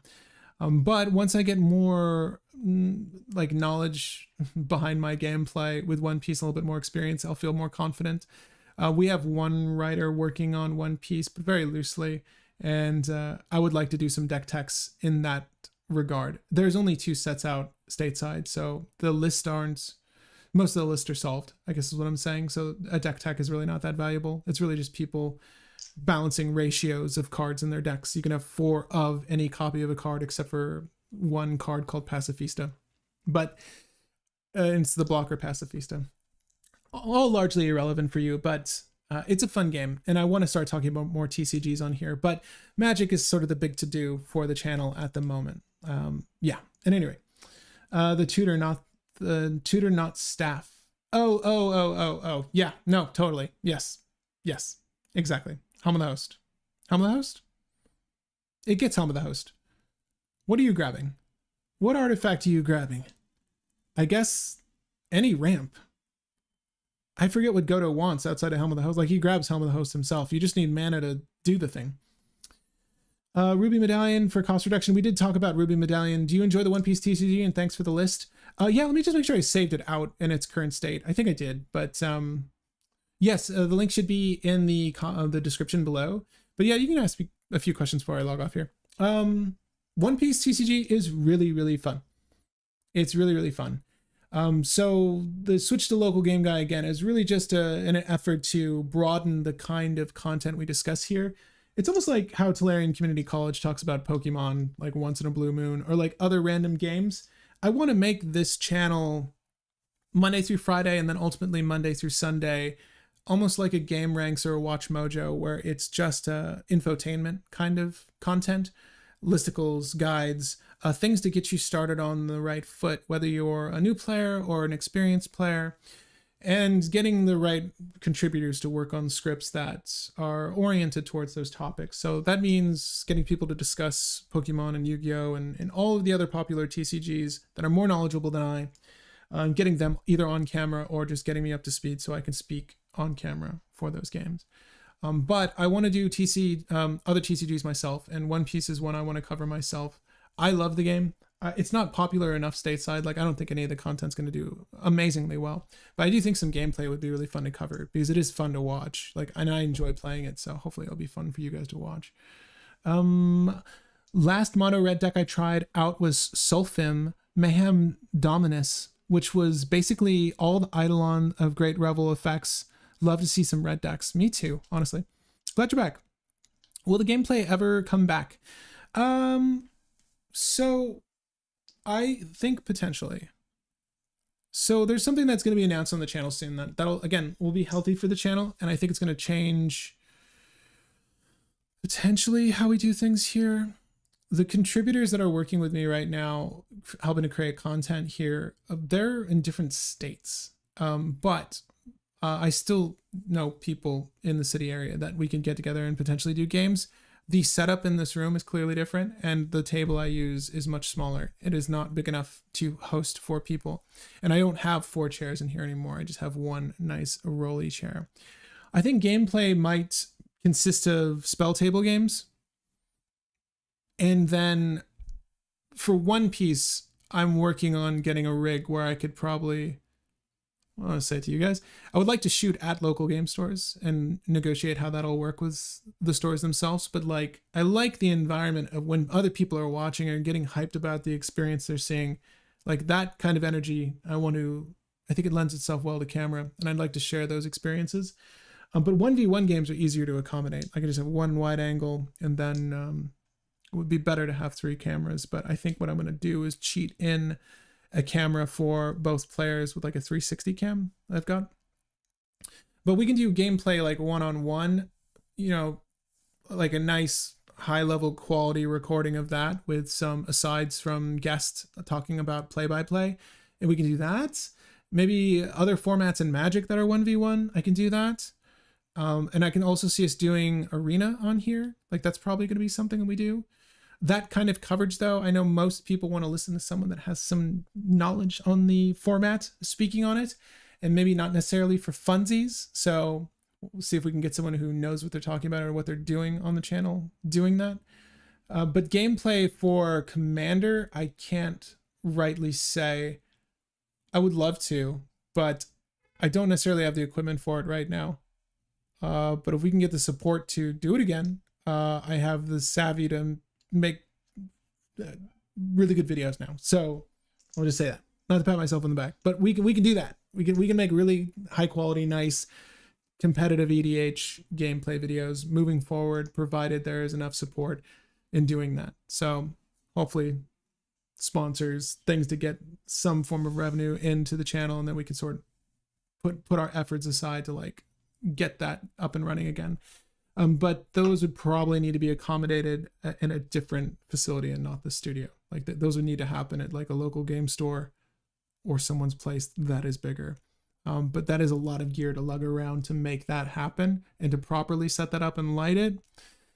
Yeah, we'll see. It's a lot. It's a lot to juggle, but I think we might be able to do it. Will we ever play with Rebel again? I think so. I haven't reached out to Rebel in a moment, but I've been thinking about her. I want to think about having her on the podcast, like minimum, just to talk with Will and I. Saturday podcasts are going to be a regular thing, so expect to see those. And they're actually in a podcast form on YouTube. I believe you can just listen to them, so you don't have to see our faces, but they exist on the channel now. And then ultimately, once we get a big enough backlog, I'm going to export those and put those on Spotify and Apple Podcast, so you can listen to those elsewise. But I'm thinking about getting Rebel on there to chat for sure, if she wants. I haven't talked to her in a while though, but I mean, I still hang out and speak with my gaming group. It's just we don't really get together the game that often, which is kind of sad. But I'd like to, for sure. And I think webcam games are probably the most immediate thing we can do. And not to spoil anything, you can expect to see me in a webcam game soon. I don't know what I'm going to be playing, but I'm sure the person who's hosting it will make an announcement. So yeah, webcam games are for sure something we can accommodate. And that's one thing I would like to start doing. Like, not an FNM night. Like, I don't even know what's going to happen Friday necessarily, because most people will be entertaining themselves at their local game store playing. But picking a date where we just have regularly staged games would be great. And who those guests are, who's playing, I don't know. What decks we're playing. I don't really want flavor of the week or like set of the week kind of games. That's just, it's fine and it's relevant content, but I don't think it makes for interesting or engaging content long term. At least from what I've seen from the analytics on our back end here, I can tell you that it's just not sustainable. Like some do really well. I think Strixhaven did really well, and then some just don't do well. And I can never really gauge why, because there was so much of it. I think it was just so saturated that people would dive into any one game and probably be satisfied seeing like the deck they wanted to see play out there. I don't know. It was weird. It's always been like a weird struggle to get content ahead on YouTube, and not even just Magic content, any content, because again, it's a very saturated platform. But I would love to. I mean, I have a heart for this. Like, I definitely love doing this. So I'm gonna try to get us on the right track to making it more of a regular thing.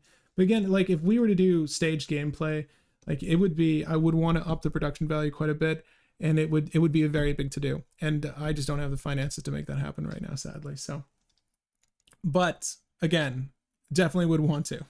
At any rate, if that's all the questions, I hope I answered everything to everyone's liking. I know it's probably not satisfying hearing that gameplay like will not happen in the same way it did before, but there's just a lot of logistics that need to be worked out first. And as much as I would personally want to do it, it's just not easy to do, you know.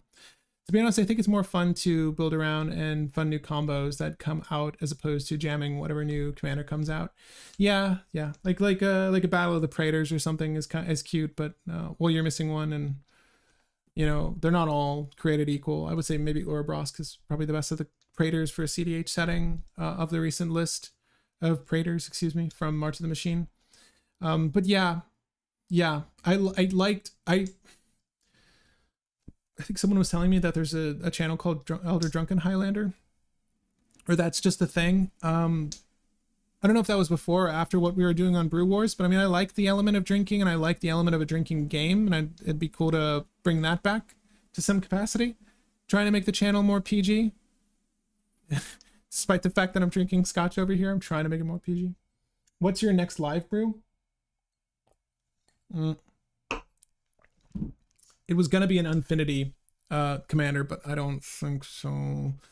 I think that one of our contributors, Chris, wanted to do Thalian Gitrog. He's on vacation. When he's back from vacation, which I believe will be next week, I'm going to see about doing a Thalian Gitrog with him because he really wanted to do one. So that'll be a joint deck tech. Honestly, it's always more fun when I have someone to speak on camera with me because it saves my voice. There's that. I would say that's the biggest thing. I'm very tired of talking nonstop on these. I don't take breaths, I think, like other streamers do. I want to make sure you guys are entertained or engaged at all times. But yeah, that's it.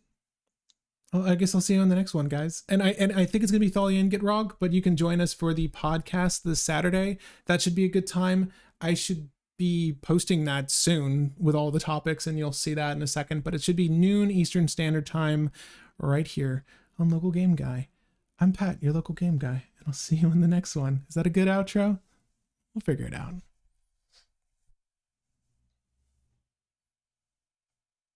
It's weird. There's such a delay that I don't want to cut off the actual video until I see it's done. Okay, this is good. This is good now.